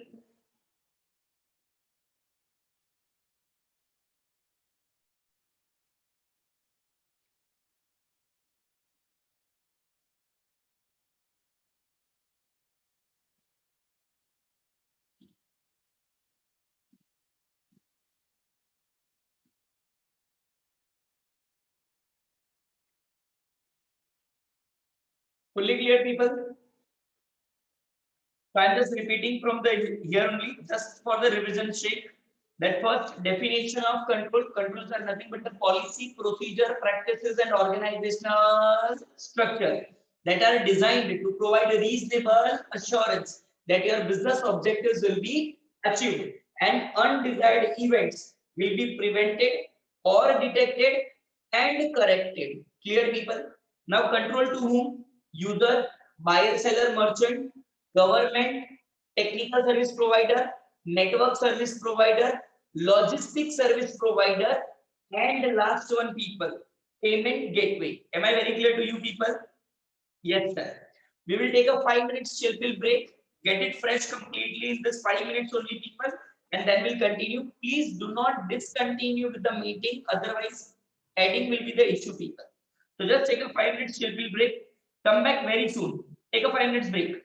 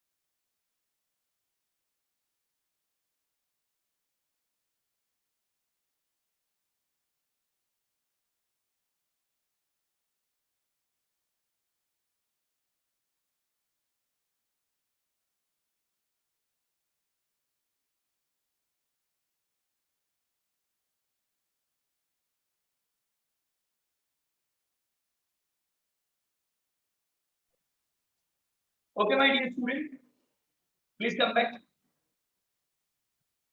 Finally, our break comes to an end. A small 5 minute circle break just to get it fresh completely. I hope you all are fresh now. So we can move ahead. Now, people, the very important concept comes that how we should apply this control. Very important. First, we understand what is control. Yes, sir. Whom it should be applied or who should apply this control? Yes, sir. Now, the third question important is that how to apply this control. So, people, the first and foremost way to apply the control is educating all the participants about the nature of risk. Once again, I am saying, people, educating all the participants about the nature of risk. Let me give you a very small example. Suppose people, you are walking on a small road, okay? You are walking on a road and you find a small snake. What you will do? Sir, we will try to run away anywhere. Run, run, run, run, run. Anywhere we will run. Yes, yeah, no? Yes. By looking towards that small snake, you would like to run from that area. Why? Because you are scared that it may create a harm to you. Yes, yeah, no? Yes. But people, if there is a one small boy or a small girl, hardly 1 or 2 years of age, what they will do? Will they run? No. So they will go and they will catch the tail of that snake. Yes, yeah, no? Because they find it something, it's dancing like this, like this, like this. It's interesting for them. Now tell me, people, we are staying away from the risk, and that small kid is going near to the risk. Why? Because we know that what kind of risk we have with that snake, but that child does not know about it. So the people those who are unaware about the risk, for them, risk can create the trouble. But if I educate all my participants, if I tell them what kind of risk they may gonna face in the future from e-commerce website, then definitely people they will take the utmost good care. Yes, yeah, no? Yes. So can you give the one small example for this? Okay. People nowadays so many good videos are prepared by YouTubers and others informing about the types of fraud which is happening around the world. And when we watch that video, automatically we get educated. Yes, if somebody calls and asks our personal details, we should not provide under any condition. So point number one is educating the participant. Now, who are the participant?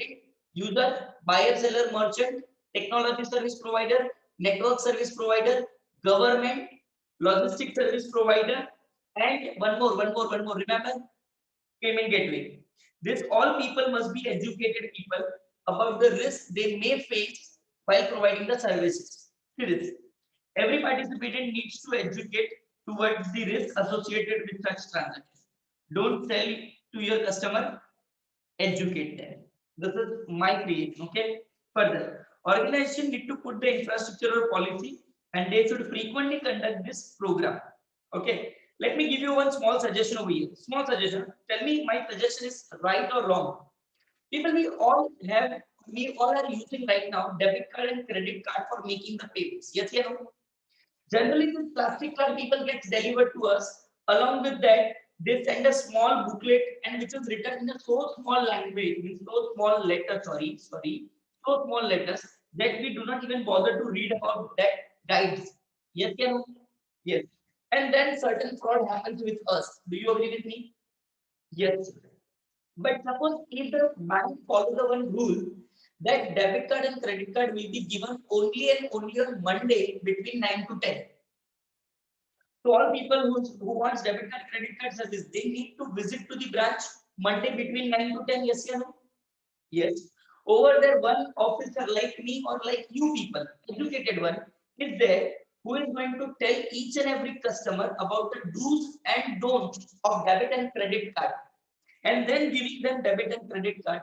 Don't you think people now they are quite educated about all the risks and that the proper risk can be easily minimized?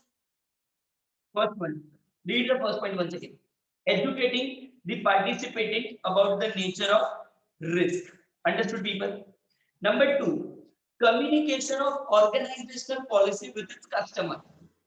Suppose people, if you are using the Airtel phone, Airtel service provider, okay, in morning when you make the first phone call, they talks about that Corona services that now it's unlocked, it's done, but you need to take care of blah blah blah blah blah. Okay, but when you make a second call now, they will immediately tell you one thing, that Airtel never asked any PIN or email account to be updated in the account. Regularly, people, you are receiving the message from your bank also that our bank employees never ask for your personal details like debit card, credit card, expiry date, CVV. If any person claiming to be calling from the bank and asking the such details, please bring it to our notice. What they are doing? They are doing communicating their organizational policy to the customer. They said it is not our in policy to ask the customer about his personal details because we are already collected. If we need, we will call you. Don't worry. In the branch and we'll collect the data from you, but we will not ask on the phone. So, communicating the organizational policy with its customer. See this. Privacy policy, how we use your data. Information security, what kind of security system we have. Shipping, how your goods get shipped, number of times shipping takes place. Billing, how bill is generated, how GST will be charged, and refund related policy will also be informed. Am I very clear to you? So number one, educating the participant about the nature of risk. Yes, sir. Communicating the organizational policy with its customer. Yes, sir. Number three, ensure the compliance with industry body standard. Now, what do you mean by this? Compliance means what, people? Fulfilling the legal requirement. Compliance refers to what, people? Fulfilling the legal requirement. Now, people, just check your debit card and credit card right now. Okay, if you have the debit card or credit card of your father, just check it out. Earlier, it was a plastic card. On the back side, you can find it a black color slip over there. Okay, from the first day of January 2020, from the first day of January 2020, RBI says discontinuation to those cards and RBI introduced chip based card. Now on the debit card, you can find it with chip. Okay, who made this rules and regulation? Sir, RBI. Can I say that RBI is an industry body? Yes, of banking system, and ask every bank to do the same. That every debit card and credit card which you are issuing after 1st January 2020 should be purely chip based. Understood? Yes, yeah, no? Yes. So that is called as what, people? Ensure compliance with industry body standards. Understood? First thing what we have to do, sir, educating the participant about the nature of risk. Number two, sir, we need to communicate our policy to our customer so that customer understand what we demand, when we demand, why we demand, and how we maintain their privacy. Number three, sir, ensure the compliance with industrial body standard. Means industrial body heads, those who are the pivotal in industry, if they make certain rules, let everyone should follow. Sir, example, please, one more. IT department says that your IT return will not be filed unless and until you attach your Aadhaar card. Now everyone has to attach their Aadhaar card. Understood? Okay. Second example. Now moving ahead to the next one. Suppose, people, if you are having your own website, presume to this, okay, and you want to protect your website by applying certain controls, you want to protect your websites from intrusions. Intrusions means what? From risk. Okay, you want to protect your website from intrusion, certain risk. Then what control you need to apply? First one, proper antivirus. You need to check your website regularly. You need to see that there is a vulnerability of virus attack exists or does not exist. Do you have proper antivirus system at its place or not? Number two, protect your website from the hackers also. Do not keep a loophole in the system. What is loopholes? Certain security issues where hackers can easily attack to your system. Number three, password. Now remember my example. Ask your employees to change the password regularly and do not set the password in such a manner that it can pass by word. Okay, sir. Understood. Regular software update. This is most important thing where maximum people makes a mistake. People, do you know what is updates basically? First of all, let me give you a very simple example. Suppose, people, you constructed one building. Okay, you people had constructed this building. When you constructed this building, people, fantastic. While constructing this building, you will at most take care that there should not be any leakage related issue. Yes, yeah, no? Yes, sir. But suppose once the building got fully constructed, you take an utmost care that there should not be leakage.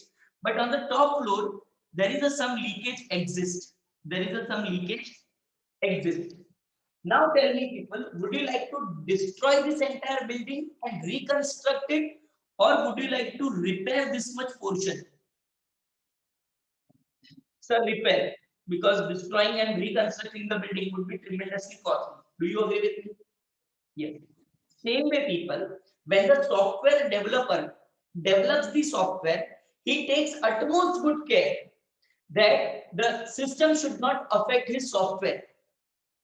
Agree? Hacker should not attack on his software. He takes utmost care for his software. But still, he is human. And new way of hacking is every time getting emerged. So suppose he created software, but later on he comes to know in his software there is some loophole from which the hacker can attack to his system. So what he will do? He will send you one update so that loopholes will be covered and attacker cannot attack on a software and your data will be protected. Okay, sir. Today we understood why we need to update the software. So once again, tell me, number one, we need to protect through virus. Number two, sir, from hackers. Number three, sir, passwords. Number four, regular software update. And number five, the most important people, sensitive data. Sensitive data refers to which data? Critical data.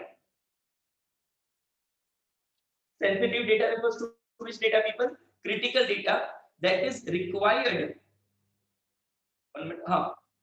Critical data like user ID and password, which users are storing, is required to be kept confidential by you.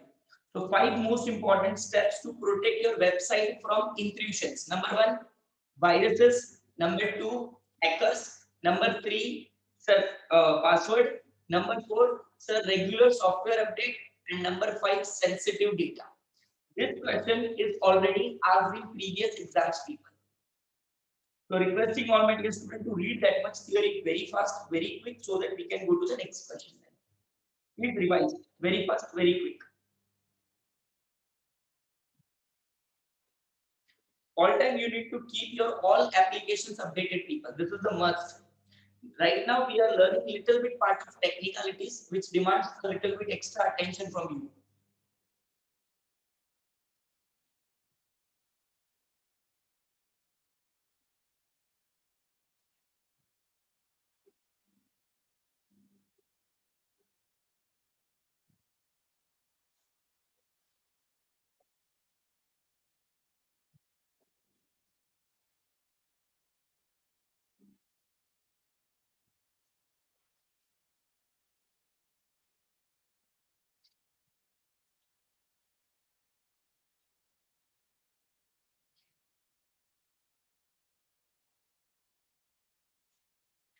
Defunct refers to defunctioning, not working, not working. Defunct.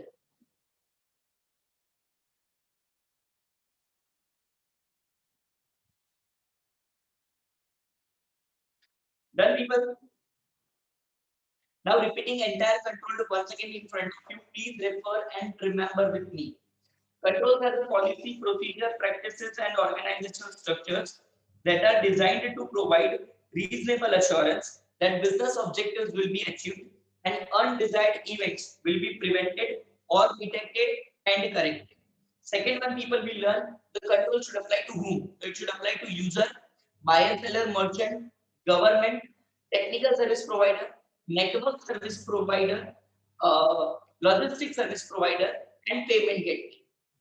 Third, we need to understand how we can apply the controls. So there are the four most important methods. Number one, educating the participant about the nature of risk.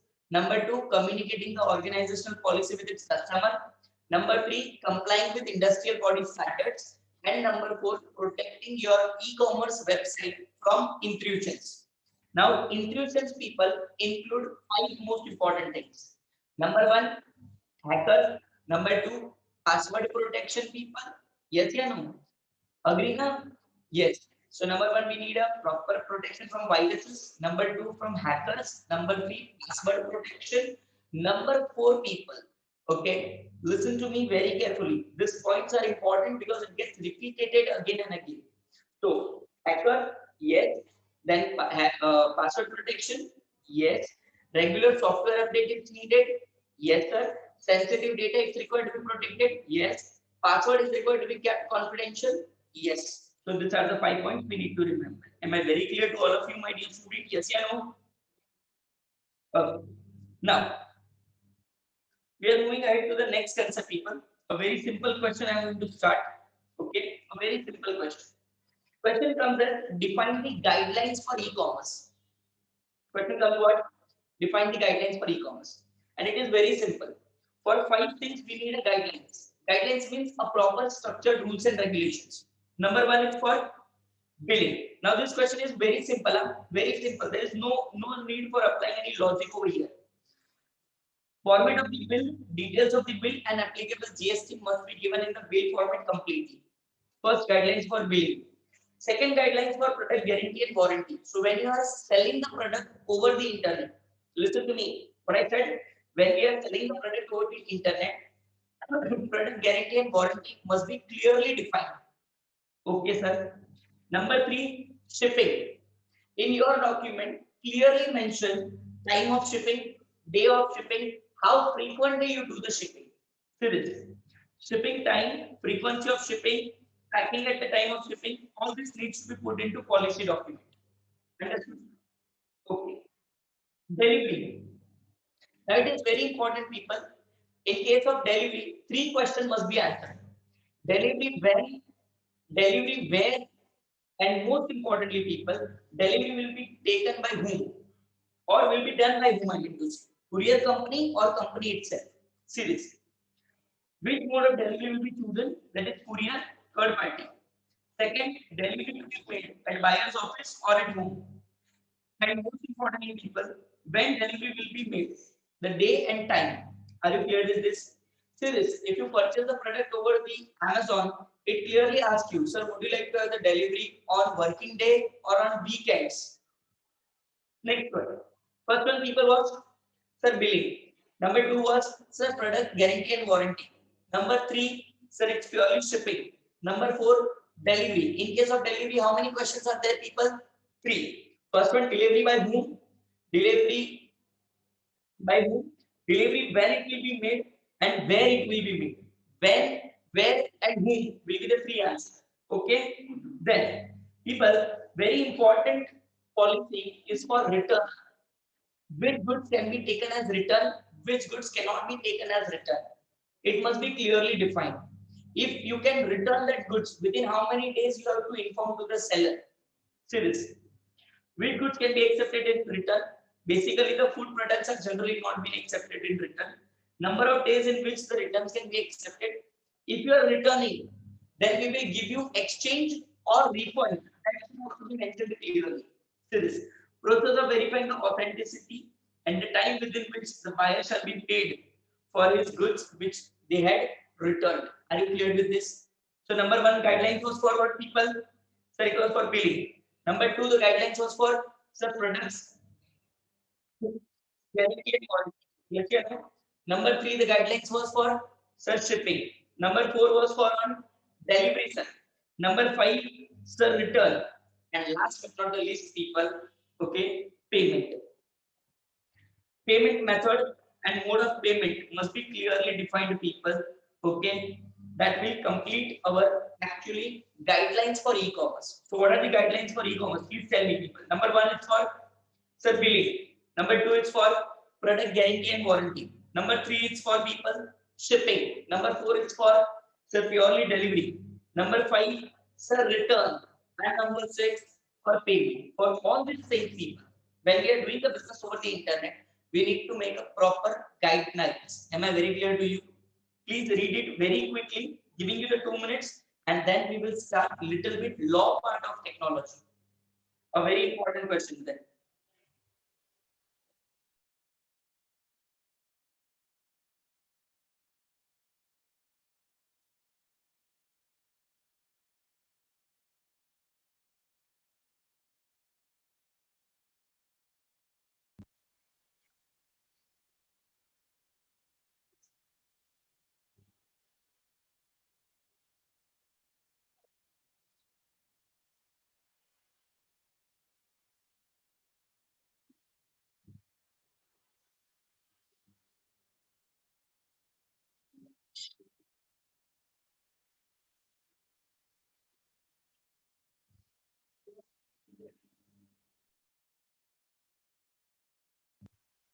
People, would you like to have some good news?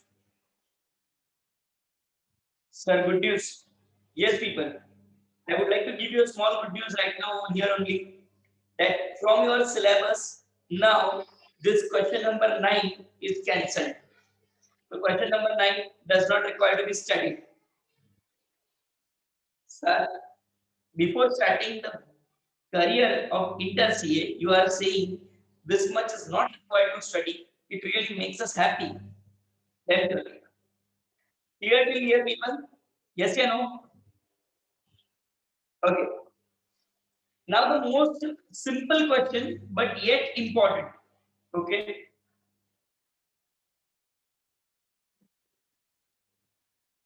A most simple question, but yet important. I am going to start right now with you.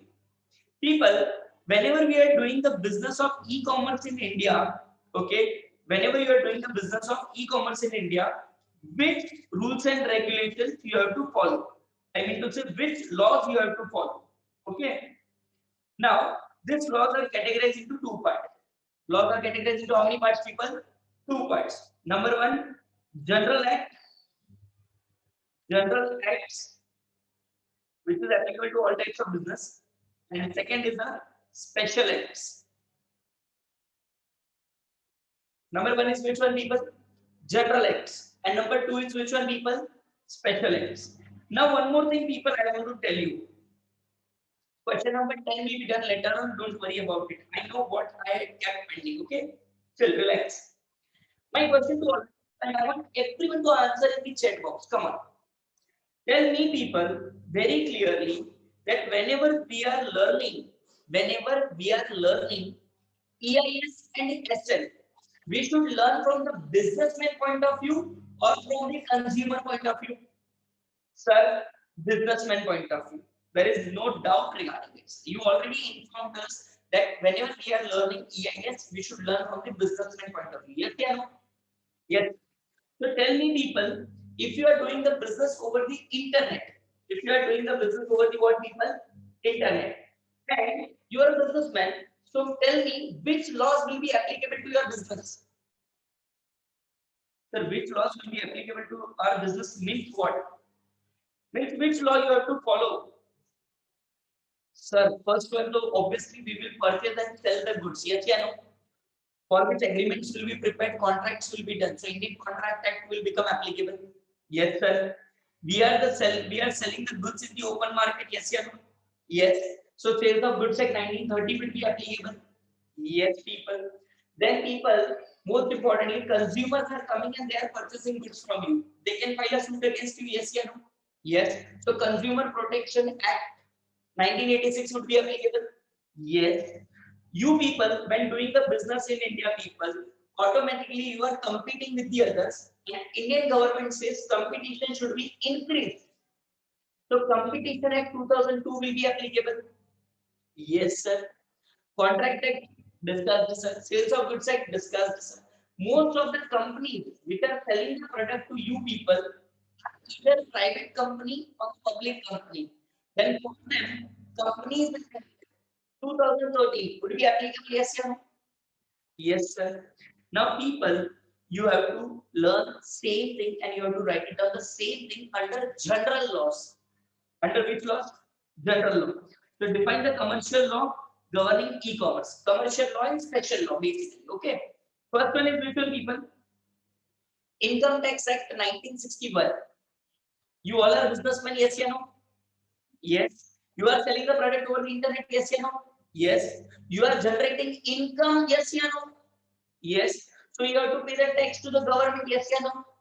For that, your business organization must follow which act, people? For Income Tax Act 1961. Now I will tell you one more thing. You have to remember the year of that act because in objectives they will ask the year also. Ayo. Yes, people. Ayo. Number two, Companies Act 2013. In India, people, earlier we had Companies Act 1956, but in that act, so many loopholes were there. Companies were not properly regulated. So, Government of India has introduced on the first day of April 2014, Companies Act 2013. Are you clear with this? Okay, serious. Companies Act 2013 regulate the corporate sector. The law defines regulatory aspect of companies in India. Most of the merchant on e-commerce and m-commerce business are companies, either private or public. Then, people, we can do the business with foreign countries, yes, yeah? Yes. So we have Foreign Trade Regulation and Development Act, 1992. Foreign Trade Regulation and Development, or Development and Regulation also it says, Act of 1992. People, this act allows you to understand in what quantity you can buy the goods from the foreign country, which goods are allowed to purchase from the foreign country, which goods can be sell into the foreign country, and in what quantity we can sell in the foreign country. So product and quantity, whether import or export, will be informed by Foreign Trade Regulation and Development Act of 1992. Clear, people? See this. An act provides for the development and regulation of foreign trade by facilitating the imports into augmented export from India for matters connected therewith or incidental therewith. This example they had given that in India, Amazon has opened one more window, means one more part on its website. You can find it called as Global Store. So by stating in India, suppose you want to buy some product from Russia, don't worry, go to Amazon, go to that global window, type Russia. Russia's Amazon store will be open. So those products which can be sold by Amazon in Russia will be seen by you. You can order. Amazon will go to Russia and bring the product for you. But only those products which are allowed in India. Understood, people? As I said, now some countries have drugs also. You cannot import the drugs via Amazon. Understood? Further. Now you are running the factories also, yes, yes. So factories like 1948 becomes applicable to you. But sir, if I'm doing e-commerce business, which is buying and selling of goods and services, so I'm not manufacturing anything. So why Factories Act 1948 becomes applicable to me? So let me tell you, people. Factories Act. Listen to me up. Is Factories Act defines the word factory as any premises in which manufacturing activity is taking place, any place where the goods are stored, and transportation. So you are having storage and transportation for e-commerce transaction. Yes or no? Yes, sir. So Factories Act become applicable to you. Number one was which one, people? Sir, Income Tax Act 1960. Number two was Sir, Companies Act 2013. Number three, Sir, Foreign Trade Development and Regulation Act of 1992. Fourth one, Sir, Factories Act 1948. Custom Act, people. For custom duty to be charged, because in India we have GST, but for GST is not applicable for import, export, and liquor and petroleums. GST is not applicable on import, export, liquor, drinks, petroleum products. They are excluded from GST. So on those products, people, Custom Act will be applicable. Calculate with this, how much custom duty should be charged, everything will be defined over there. So if you are doing a business other than those products which is not included in GST, then you have to follow Custom Act. Seriously. The Act defines the import and export of goods and services from India and provides levy. Levy means to charge.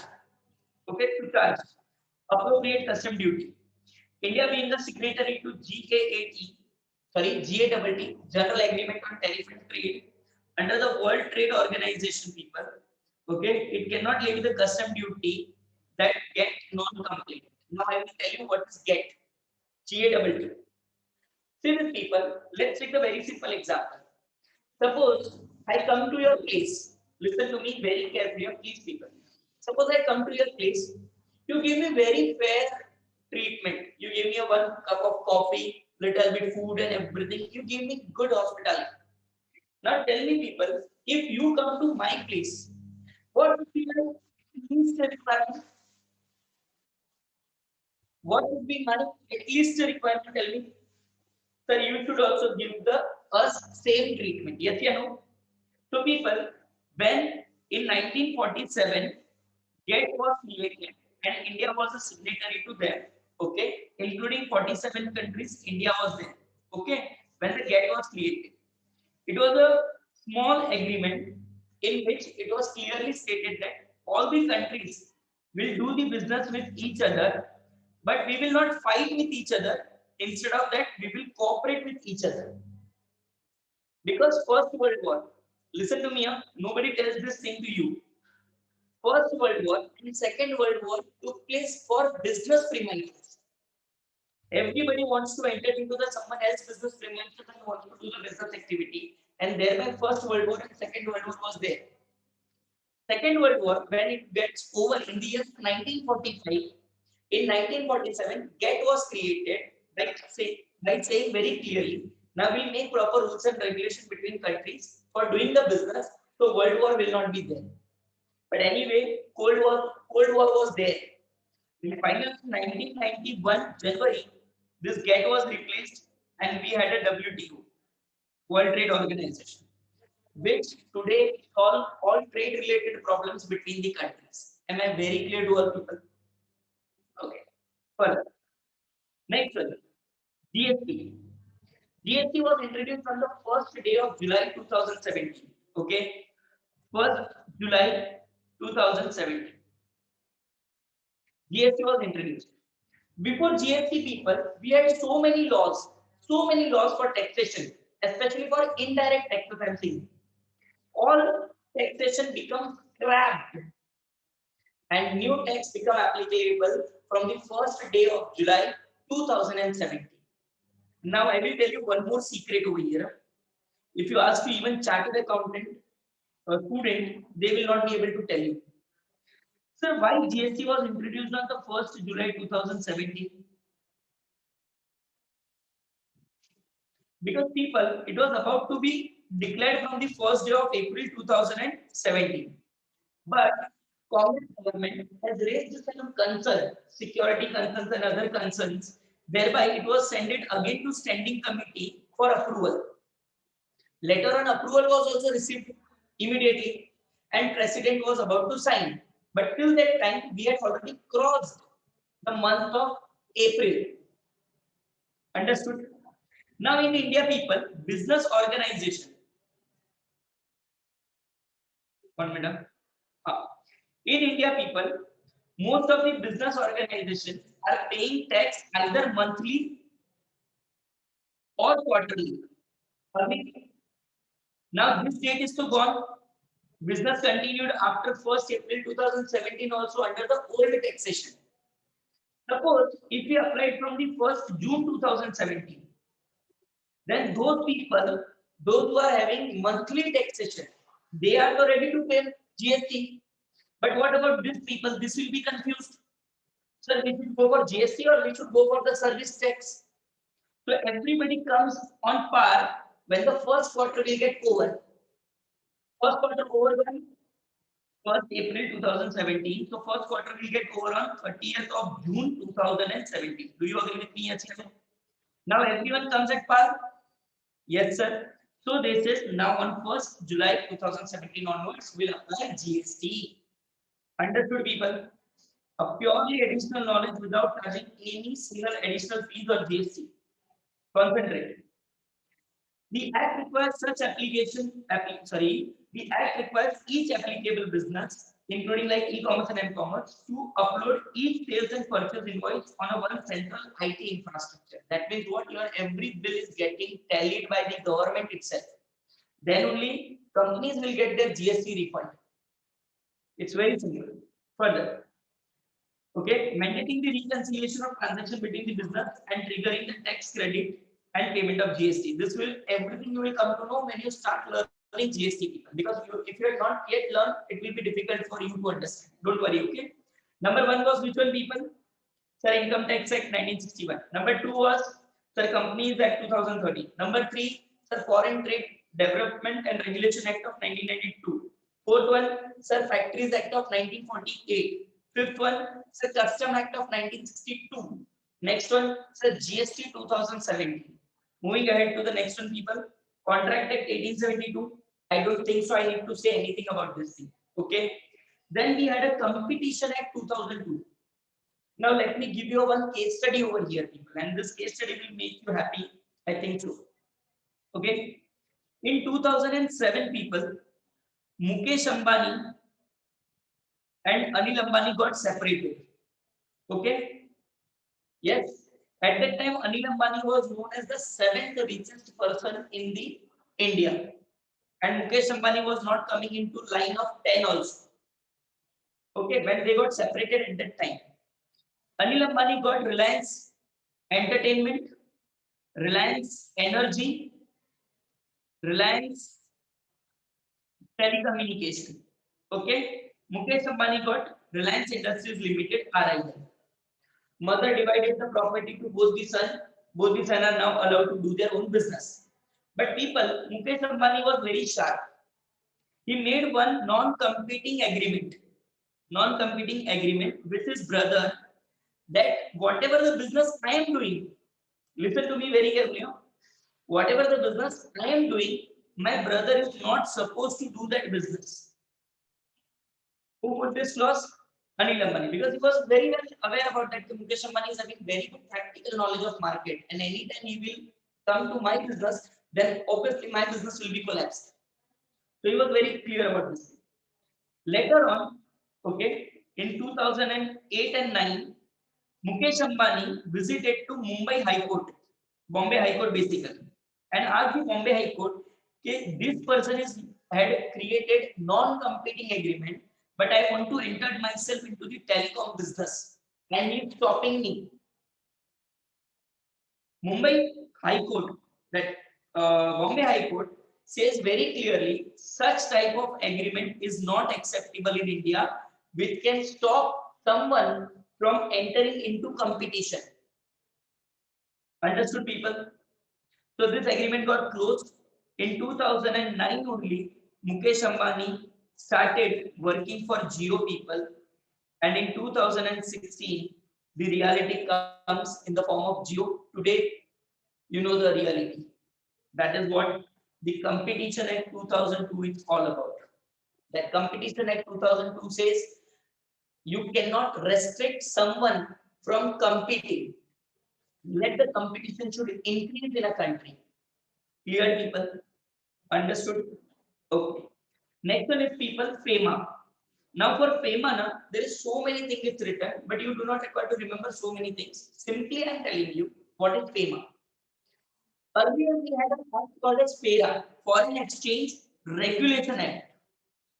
Then it was replaced to FEMA, called as Foreign Exchange Management Act. Any company which is dealing in foreign currency, they have to strictly follow this FEMA very perfectly. So now every company is not doing dealing in foreign currency. No, people. Suppose if I am doing business in India, but somebody had invested in my company, so I got FDI, yes or no? I got the foreign direct investment, yes or no? Yes. If it is coming in the form of dollars or in any foreign currency, then FEMA will become applicable to me. Where you can start the business, where you have to pay the taxes, how the exchange will take place, how genuinely you need to pass the accounting entries in your books of accounts, everything is clearly stated by FEMA, Foreign Exchange Management. So for doing the business over the foreign country also, people, FEMA is the most important act. Number one, people, which we had studied is first one, Sir, Income Tax Act 1961. Number two, Sir, Companies Act 2013. Number three, Sir, Foreign Trade Regulation and Development Act of 1992. Fourth one, Factories Act of 1948. Fifth one, people, Custom Act 1962. Sixth one, people, Sir, GST 2017. Next, Contract Act 1872. Next, Competition Act 2002. Foreign Exchange Management Act FEMA 1999. And last but not the least, people, is the Consumer Protection Act of 1986. Believe me, people, Institute has previously asked this question like, suppose you are a businessman doing the e-commerce business in India, list out any 5 commercial laws applicable to your business. Now you have to write it down at least 5 acts along with the proper explanation.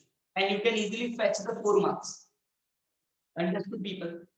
Many people think that the IT is of ratification. No, people, it's all about understanding first. Well, seriously. Now, what we have done, people, till here, general laws comes to an end. Okay. Now we are going to discuss what? Such special act. You had written here, we had seen this. Special act. In India, people, there are only two special acts exist. How many acts? Two. For general or for commercial, there are 10. You need to remember any 7 or 8, it's okay. Here we have the first act as the RBI Act of 1934. Sir, why RBI is coming in e-commerce? People, are you accepting the payment online? Yes. Debit card, credit card based payment you are accepting? Yes or no? Yes. UPI based payment you are accepting?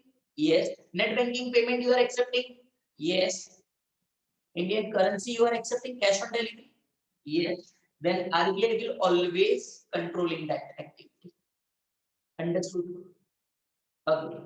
Second most important act, people, is called as Information Technology Act of 2000, where amendment was made in 2008 also. Okay.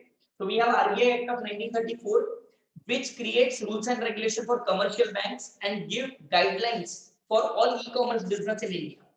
Once again, I am repeating, please listen to me very carefully. RBI Act 1934 prepares guidelines for all e-commerce business in India, as well as it provides proper regulation on the banking system in India on online payments also. Second one, people, we have it's a IT Act, Information Technology Act. If anyone breaks into your privacy, anyone hacks your account, anyone access your emails and something, anyone stolen your IT devices or something, then you can file a suit against that guy, people, with the help of Information Technology Act of 2000. Am I very clear to you, people?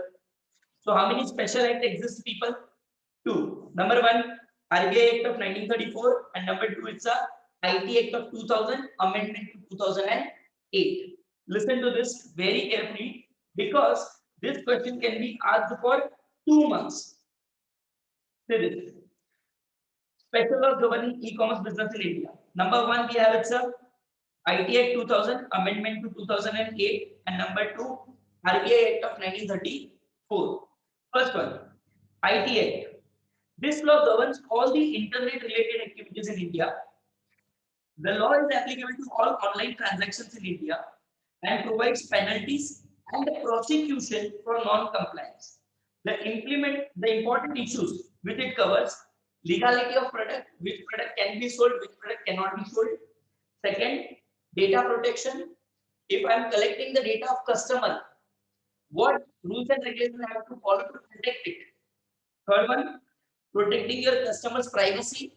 And fourth one, online advertisement compliance, people. None of the advertisement which is anti-social in nature will be spread on the internet. Next, Reserve Bank of India Act of 1934. That is our RBI. We are discussing. So this RBI from time to time frame the guidelines to be followed by e-commerce and m-commerce merchants, allowing the online payments through various modes. This merchant needs to comply with the guidelines. Some guidelines are given. Number one, conversion of all debit card and credit card chip based. Sir, you told right now only from the first day of January 2020, all the debit card and credit card which we are giving to the customer must be chip based. Second, OTP and PIN would be compulsory if you are doing the transaction above rupees 2000. Understood? On machine, on swiping machine. And if you are doing over the website, then it is compulsory even for a 1 rupee also. Understood?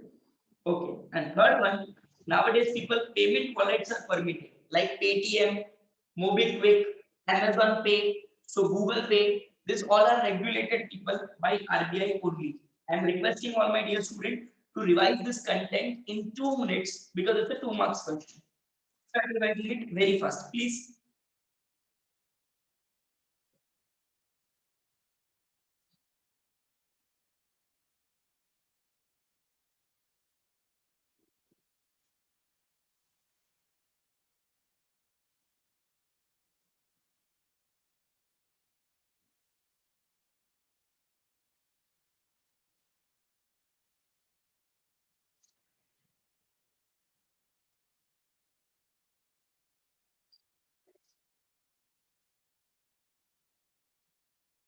People, prosecution for non-compliance means you will face court trial. Prosecution means you will be put behind the bars. You will be given in jail. You will be presented in front of court for all those things which you had not complied. Complied means fulfilled.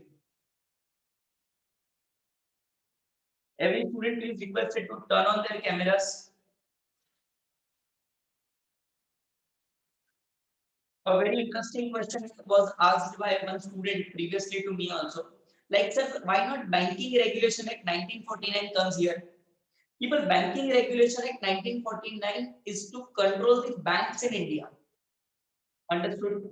And RBI Act of 1934 defines functioning of RBI. So when RBI is the controller, if it is a providing rules and regulation by itself, then it becomes applicable to everyone. No separate thing is needed. So what is the capital adequacy norms? Capital adequacy means minimum capital you have to keep. That is the capital adequacy norms. Minimum amount of capital to loan which can be given. It is called as capital adequacy norms. Fully done, people?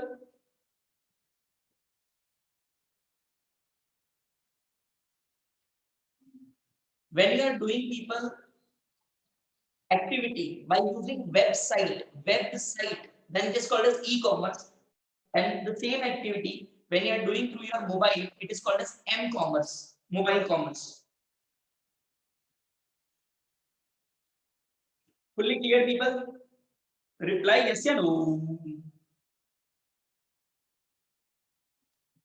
Let's start the very important concept, people. Not only for the examination purpose, but for your personal knowledge also. People, nowadays, earlier, people, whenever we used to make a payment, now that payment was divided into two parts. Okay, payment was divided into how many parts? Two parts. One was known as a traditional payment, and second one was known as a modern payment. Do you remember? Yes or no? Yes. Traditional payment was including what, people? Cash. Second, it includes checks. Third, demand draft, pay order. That's it. Okay. And at that time, I'm talking so long back I'm talking about. Modern was known as debit card, credit card, net banking.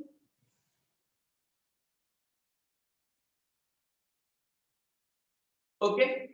This were known as what, people? Modern banking payments. Now, net banking was including two things. This is extra knowledge. Please concentrate. One is called as NEFT and second is called as RTGS. Sir, is there any difference between these two? Yes. First, remember the full form of NEFT and RTGS. If you want to write it down, please write it down, my dear student. NEFT refers to National Electronic Fund Transfer System. National Electronic Fund Transfer System. Second was RTGS, Real Time Gross Settlement. Real Time Gross Settlement. Now, people, I'm going little bit in previous years, okay? I'm discussing something before 2018. You know what was the problem with NEFT and RTGS? You know debit card. Am I right? Yes or no? You are having it. This is a plastic card which is attached to your bank account. Whenever you make the payment to somebody, from money from your bank account gets reduced and credited to someone. What was the credit card? Sir, it was an additional loan facility which was provided by me, a bank or financial institution. When I don't have the money in my pocket, it's okay. That credit card team used to make the payment on behalf of me, and then I have to subsequently pay to the credit card. That was the credit card. Both the clear, people? Okay. Third one, people, we have, it's a net banking. In net banking, we have two things. One is NEFT, National Electronic Fund Transfer, and second is RTGS, Real Time Gross Settlement. People, in NEFT, transaction used to get settled in form of batch. Like suppose the first batch is at 10:30. First batch of RBI is at what time, people? Morning 10:30. I made payment to Mr. A, Miss B, Mr. C, Mr. D, Mr. F. Okay. I made a payment to everyone at morning 9 a.m. They will not receive this payment, people, at morning 9 o'clock. First transaction settlement will be done at what time? 10:30. So they will get their first payment credited at what time? 10:30. That was NEFT, in which the transaction was settled in batch. But but one benefit was there. What benefit? No minimum amount transaction.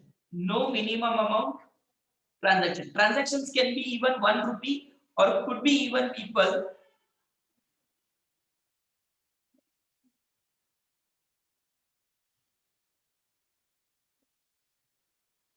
okay, can be 1 rupee or can be 1 crore, anything. Now talking about the RTGS, people, NEFT was having the issue was what? If transaction is getting settled in batch. So even if I make the payment right now, when the RBI will have the next batch, at that time only payment will get settled. But when I'm saying RT, real time, what do you mean by real time? Immediate. Payment will be received by the another person immediately. That was the benefit of RTGS. So there was no batch system, but payment used to received by another person on time, on one single click. Correct. So really fantastic, sir. But there was a problem. So what was the problem? Amount of transaction must be minimum rupees 2 lakhs. So if you want to make the payment to someone of 2 lakhs rupees or more than that, then you can go for RTGS. Otherwise, RTGS will not be there. Okay. One more issue was exist, people, earlier, that NEFT and RTGS was chargeable first of all. It's okay, I'm ready to pay charges. But it was not available on bank holidays. Means obviously Sunday not available. Whenever there is a bank holiday, NEFT and RTGS was not available. Now you understood the drawbacks of this. Okay. But this we had learned what? E-commerce method from the traditional point of view. Okay. Now I am going to say e-payments. These people, I'm saying different here. Earlier it was payment, which was including hard cash also, and which was including other also. Okay. But now we are only and only discussing about the e-payments. E-payments got divided into two parts. Now, each and every student with folded hand, Professor Jigal Joshi is requesting you to give your 100% attention. 100% attention. In e-payment, people, we have two methods. One is traditional method and second is modern e-payments. Sir, e-payment also having traditional and modern? Yes. Earlier, all this method was known as what? Modern. But now all this method becomes traditional under e-payment system, electronically payment system. So debit card, traditional method, credit card, sir, traditional method, net banking, sir, traditional method, including what, people? NEFT and RTGS. Yes or no, people? Yes. And one more. And one more was there, known as e-wallets. Known as what, people? E-wallet. Today we have Paytm. Yes or no? MobiKwik. When we used to access all these things by using website, it was known as e-wallet. If you are using Paytm, Google Pay, or MobiKwik from your mobile, then it is called as, people, M-wallet. You understood the difference between e-wallet and M-wallet? If it is website based, then it is a e-wallet, and if it is a mobile based, then it is a M-wallet. Am I very clear to all my dear students? Yes or no? Yes. Modern methods, e-payments. First one, people, I want to teach you IMPS, which I am discussing, people. IMPS. So what is the full form of IMPS? Immediate payment system. What I said, people? Immediate payment system. Sir, can you please explain it? Yes. People, what was the problem with NEFT? Sir, transaction was settled in batch. What was the problem with RTGS? Sir, minimum amount of 2 lakhs. IFTS says this both the restrictions are removed. This both the restrictions are removed. Money will be credited on a real time basis, means other person will get immediately. And number two, there is no minimum amount of transaction. No minimum amount of transaction. Even you can spend 1 rupee also, 1 crore also. We will not bother. So this is the first method, people, which was removing the obstacles of NEFT and RTGS, known as IMPS. Conceptually clear? Are you sure? Yes. But people, please note down along with me. Please note down along with me.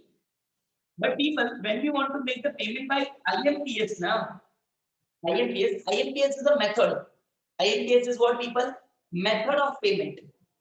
It demands account number of another person and IFSC code, Indian Financial System Code. IFSC code is needed. So suppose I want to make a payment to Mr. A in Delhi. I want to do IMPS. Then I must require Mr. A's account number and Mr. A's IFSC code. Conceptually clear? Yes, sir. Second method, people, I am teaching. Second method, people. Are you there with me? Yes. Second method, people, is called as USSD method. Called as which method, people? USSD. Sir, what is the full form of USSD? Unstructured, supplementary, unstructured, supplementary service data. Unstructured, supplementary service data. It is called as USSD method. Should I explain you, please, people, now? Ready? Okay. Suppose, people, I am the person who is staying in village. Okay. I don't have smartphone with me. What I am saying, people, please listen to me. Listen to me, please. I am the person who is staying in village and I am not having smartphone. I am having traditional phone. Okay, that keypad. Now with this keypad phone, people, if I need to make some payments to anyone, can I make the payment with that keypad phone? No, sir. Because to make net banking, we require internet connection. Yes, we require smartphone. Agree, people? Yes, yes. But this USSD method allows you, listen to me very carefully. This allows you to make the payment to anyone without having smartphone or internet connection. Sir, how? I'll tell you. You need to type, people, star. 1 minute, I'll change the color so that it will become lucrative. You have to type in your phone, people, star 99 hash, and you need to put calling button. Okay. If you put star 99 hash calling, you can use your smartphone also. Switch off that mobile data connection, means internet connection. Right now, please don't do it. Otherwise, you will be discontinuing my lecture. Huh? Please don't be so smart. Now, if you type on your screen star 99 hash and if you call, you will get the message on the screen called as welcome to BHIM, BHIM, Bharat Interface for Money.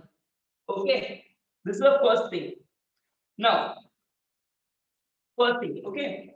Now, when you type this, so if your mobile number is suppose registered with ICICI Bank, so you will get the message from ICICI Bank that sir, you are registered for USSD banking. Now, suppose I want to make a payment to Mr. Ram. Okay, I am from village, not having smartphone, not having internet connection. What I have to do? I will press star 99 hash. Will call. Message will come from my bank that yes, your account is there. I will enter two things. Here we need two things. Huh? One, I need MMID. What I need, people? MMID. Mobile Money Identifier. What is that, people? MMID. mobile money identifier. You all student having your student ID provided by Zikisha classes, yes or no? Is it unique to everyone? Same way people, your bank will provide you unique MMID. Understood? Second thing which will be provided to you people will be MPIN. Will be provided what people? MPIN. IFSC full form is Indian Financial Service Code. Financial System Code, sorry. Okay. Now, why USSD? What will be provided people? MMID and MPIN. Okay. So now listen. Look towards me. Jigal Joshi wants to make the payment to Mr. Ram. Okay. I will enter *99 hash calling. Yes. First option will come payment. I selected one number, payment. Okay. I will ask Mr. Ram his MMID number because I want to transfer to him now. So I need his MMID number. I will enter his MMID number. Okay. Let me see how much payment you want to make. People in USSD, you can make the maximum payment up to rupees 5,000 per person per day. How much you can make? 5,000 rupees per person per day. Understood? I entered the Mr. Ram's MMID number. Yes, sir. I enter my MPIN number, my secret code. Okay. And bank will immediately shift. Okay. My money from my bank account to Mr. Ram's account. Understood? Best part of USSD. People, best part of USSD. No need for smartphone and no need for internet. Understood, people? And this will not return in your book, but let me tell you, people, this USSD method works on the basis of IMPS, means person will get the funds credited in his account immediately. Understood? It is working on the platform of what? IMPS. So if I am making the payment to Ram, Ram does not require to wait even for a minute. Ram will get the message on his screen that yes, 5,000 rupees received from Mr. Jigar Joshi. Clear, people? Okay. Full form I am telling once again, please note down immediately. MMID refers to mobile money identifier. PIN refers to mobile personal identification number. PIN means personal identification number. And its MPIN means mobile. Simple. Understood? Okay. Second method is clear to everyone. USSD, please people tell me yes or no. Yes, sir. Number third, people, which we are discussing now, is called as AEPS. Called as which method, people? AEPS. So what is this AEPS? Its full form is, people, Aadhaar enabled payment system. What is the full form, people? Aadhaar enabled payment system. Should I please? Should I? Listen. Nowadays, people, our all bank accounts got linked with our Aadhaar number. Yes, yes. Yes. Suppose if you now want to withdraw some money from the bank, okay? If you do not have the checkbook, it's okay. So I don't have the withdrawal ATM card. It's okay. Go to bank directly, walking, carrying your Aadhaar card with yourself. Understood? Okay. What he will do? He will enter Aadhaar card number in his system. Okay. He will ask for your thumb impression to be get it verified. Once your thumb impression is getting verified in the system, they will make the payment to you. Now my grandfather and grandmother is completely happy because they do not require to remember the PIN. They do not require to understand the technicality of that ATM. They do not require checkbook to sign. Their fingerprint is itself their withdrawal monitoring system. Understood? But for AEPS to be applied, people, what we need to link our Aadhaar We need to link our Aadhaar with our bank account. Yes or no? Yes. AEPS also works on the basis of what people? IMPS. Immediately your money will be deducted from your account and other person will receive the money. Understood, people? And the government of India is planning to launch this system in retail stores also. So suppose if you are going to DMart, if you want to do the shopping of 10,000 rupees and you do not have the wallet with yourself, but you remember the Aadhaar number properly, don't worry, go there, do the shopping, give them the Aadhaar card, they will enter in the system, give you some impression, and your payment will be done from your bank account to the DMart or the Walmart or Big Bazaar. Take that goods, enjoy.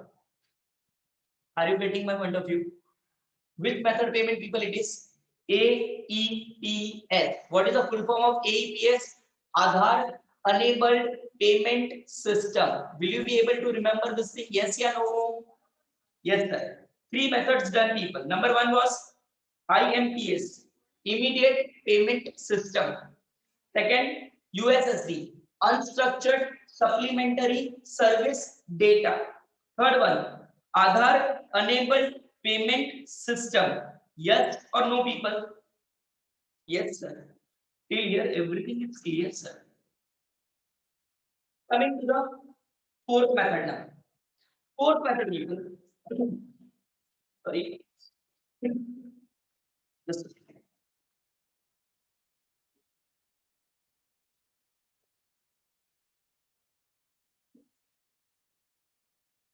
Fourth method, people, which we have, okay, is e-wallets. Sorry, m-wallets. Really sorry, people. M-wallets. Okay. Now, sir, what do you mean by the m-wallets over here? Any payment wallet, people, which we are using by mobile application will be called it as m-wallets. Paytm, best example of m-wallets. You can take the another example, people, of Google Pay. It's the m-wallet only. Then Amazon Pay, m-wallet only. MobiKwik, m-wallet only. Are you clear with this, people? This allows you to transfer the money from your bank account, sorry, from your bank account to specific wallet and then to spend it. Understood, people? One more thing I will add it. M wallet also works on the platform of IMPS, Immediate Payment System. When you make the wallet payment, you can just scan the QR code and other person will receive the payment immediately. Just you had made the payment in the shops. Basically, you know about it. Yes, yeah, no? Yes. Okay. Next question two. Next method. Please listen this next method. I want to ask you a question to everyone. Everyone, those people, those who are sharing the screen with me, people, I want to ask one question. Should I? Yes. Yes. Tell me, people. Sorry. Tell me, people. How many of you? How many of you remember your bank account number? Complete 15-digit bank account number will be remembered by how many people? Please raise your hand in front of screen like this only. If you remember the 15-digit your bank account number, complete 15-digit. If you remember, then only raise your hand. Okay. Otherwise, you will get the swear on the name of chartered accountancy course. Sir, please. Now I don't know. Second thing, if you remember people your bank account number, I want to ask you one more question. Do you remember IFSC of your branch? Sir, very dangerous question you are asking, sir. This is not at all acceptable, sir. No, no, no, sir. No. Okay, people. Thank you. Now, second question to you. How many of you don't remember your email ID? Sir, what question you ask? Sir, everyone knows their email IDs. Agree, people? Yes or no? Yes. You find it out difficulty to remember your bank account number? Yes, sir. Do you find it out the difficulty in remembering your IFSC code of your branch? Yes, sir. But email account is known by everyone. So, Government of India has introduced the next payment method called as UPI. Unified Payment Interface. Unified Payment Interface. UPI is known as what, people? Unified Payment Interface. Now, people, if you want to make a payment by UPI, then you do not require other person's account number to be known or even IFSC code to be known. You just need to get that UPI ID. Okay. So UPI ID would be consist of what? It will be consist of anything, people, with the bank desire. Example, suppose myself. Okay. If UPI ID of me, say for example, Jigar Joshi @ICICI. That's it. My UPI ID is done. This is presumption. Huh? I am not having any account with ICICI Bank. Let me make it clear to you. But this is what UPI. Now the one question comes, sir, if somebody wants UPI and I am a shopkeeper, again and again, how many times I require to share my ID with them? What question mark? So bank says relax. For this, we will give you one QR code. One coding will be given, like dot making code. Ask them to scan and to make the payment. Ask them to scan and to make the payment.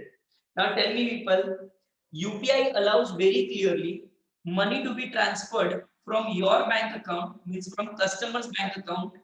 Okay, money can be easily transferred in businessman's bank account directly. This method is called as UPI. In UPI, we do not require to remember IFSC code, account number, only just small UPI ID we have to remember. That's it. And second most important thing, even UPI works on the basis of IMPS. Immediately, other person will receive the money.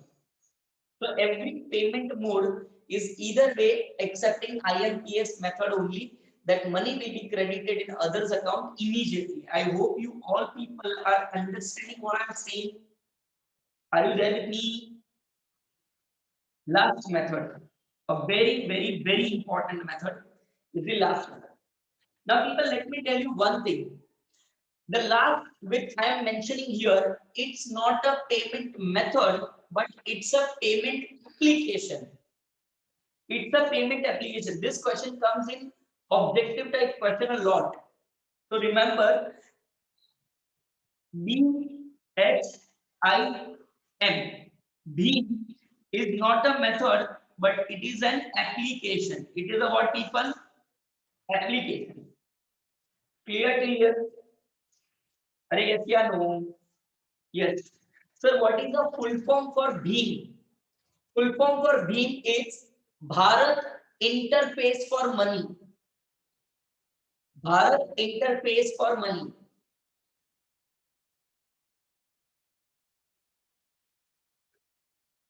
Done, people. This payment method was introduced by Beam was introduced by NPCI. Sir, what is the full form of NPCI? National Payment Corporation of India. National Payment Corporation of India.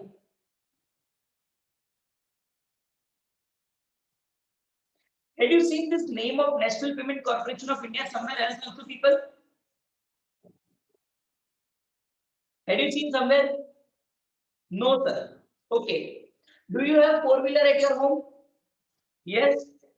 On which right now, for toll to be paid, FASTag is attached. FASTag is there? Yes, sir. Father had installed it. Check that FASTag and you will get this method, because entire India is right now collecting toll by using NPCI method only. That method of toll, that FASTag method was developed by NPCI in India. Right now, we are not having any concern about it, so leave it. We'll come to Bheem only. Now, Bheem is an application which was known its full form as Bharat Interface for Money.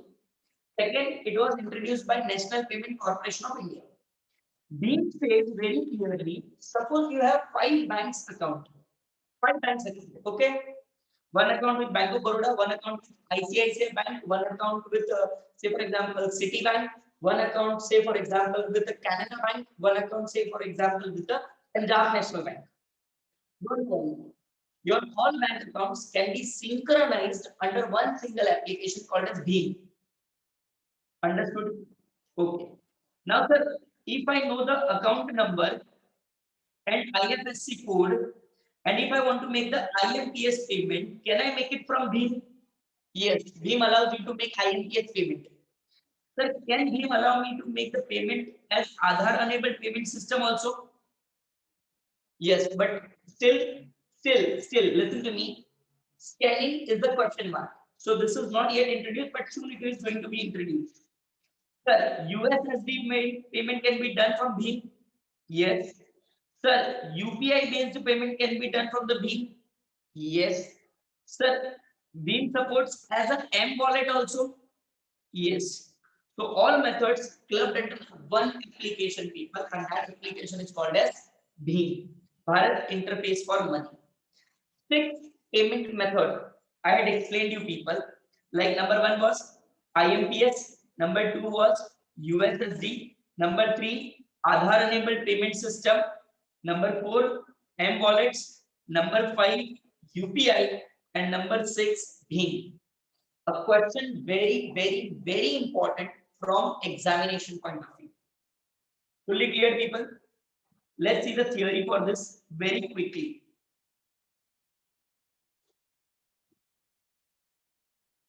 Now, the next 5 minutes, your 100% attention should be only on the theory, people, so that you will understand everything easy. Okay? Please concentrate. Digital payment. Digital payment is a mode by which the payments are made digitally. In digital payment, payer and payee both use the digital.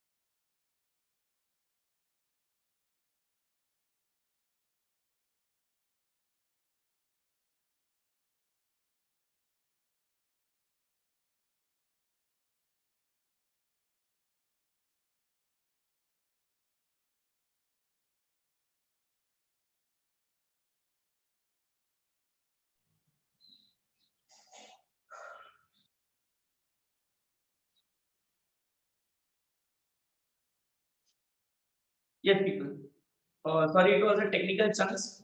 Further, using the new platform, banks have been scaling rapidly. Rapidly, they are scaling up, and banking are doing the transactions. Clear till here? Yes, people. Moving ahead. Is I am audible to everyone? Please tell me, people. Okay. Now the methods will come. Each and every method I am repeating once again, so don't worry about it. Okay. New method. The first method is UPI app. UPI app is also there. Unified payment interface and the retail payment banks have changing the very face of banking in terms of most of the banking to the digital platforms. UPI is a system that powers multiple bank accounts of participants.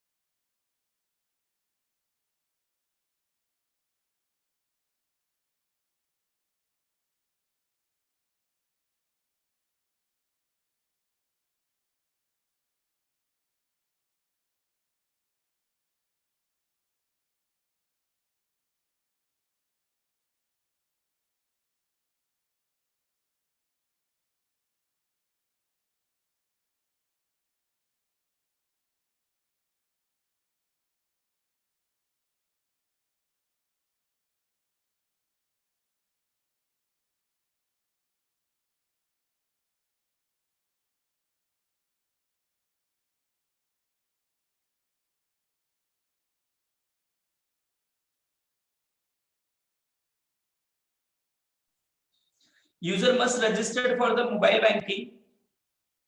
User must need to download the UPI app, create the UPI ID, and there are too many good UPI are available like Bheem, SBI, HDFC, PhonePe.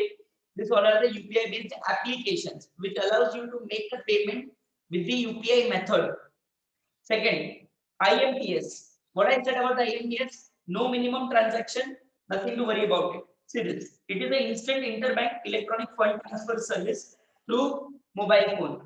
It also been extended to the other channels such as like ATM and internet banking.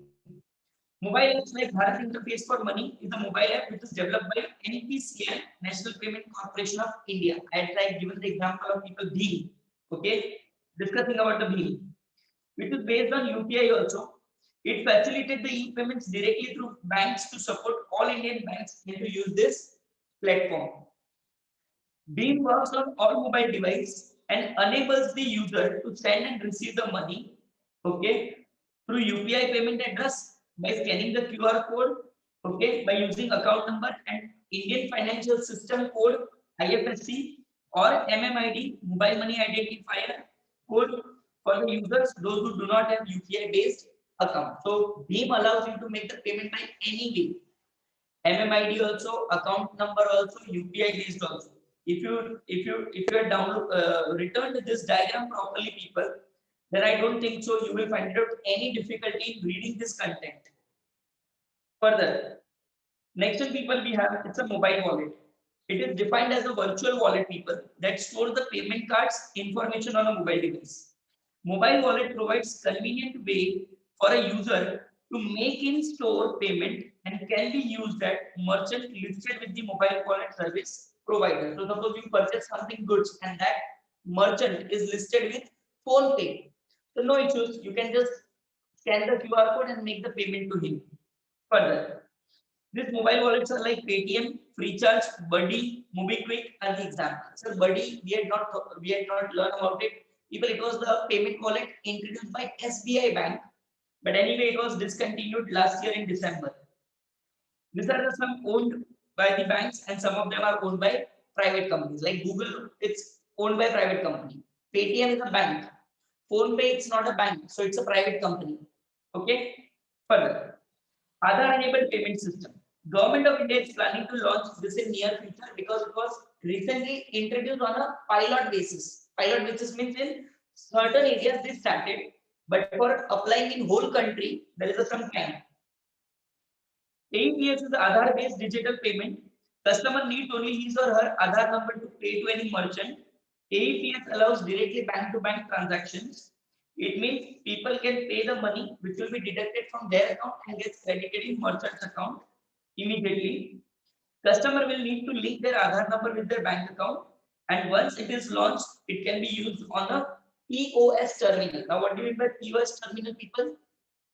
On a shopkeeper also. Okay, those who are swiping the card, those who are having the swipe machine, that is called as POS, point of sales. POS refers to point of sales. Okay. Last method, people, unstructured supplementary service data. A revolutionary idea where to make the payment through mobile. There is neither need for internet nor any need for a smartphone, people.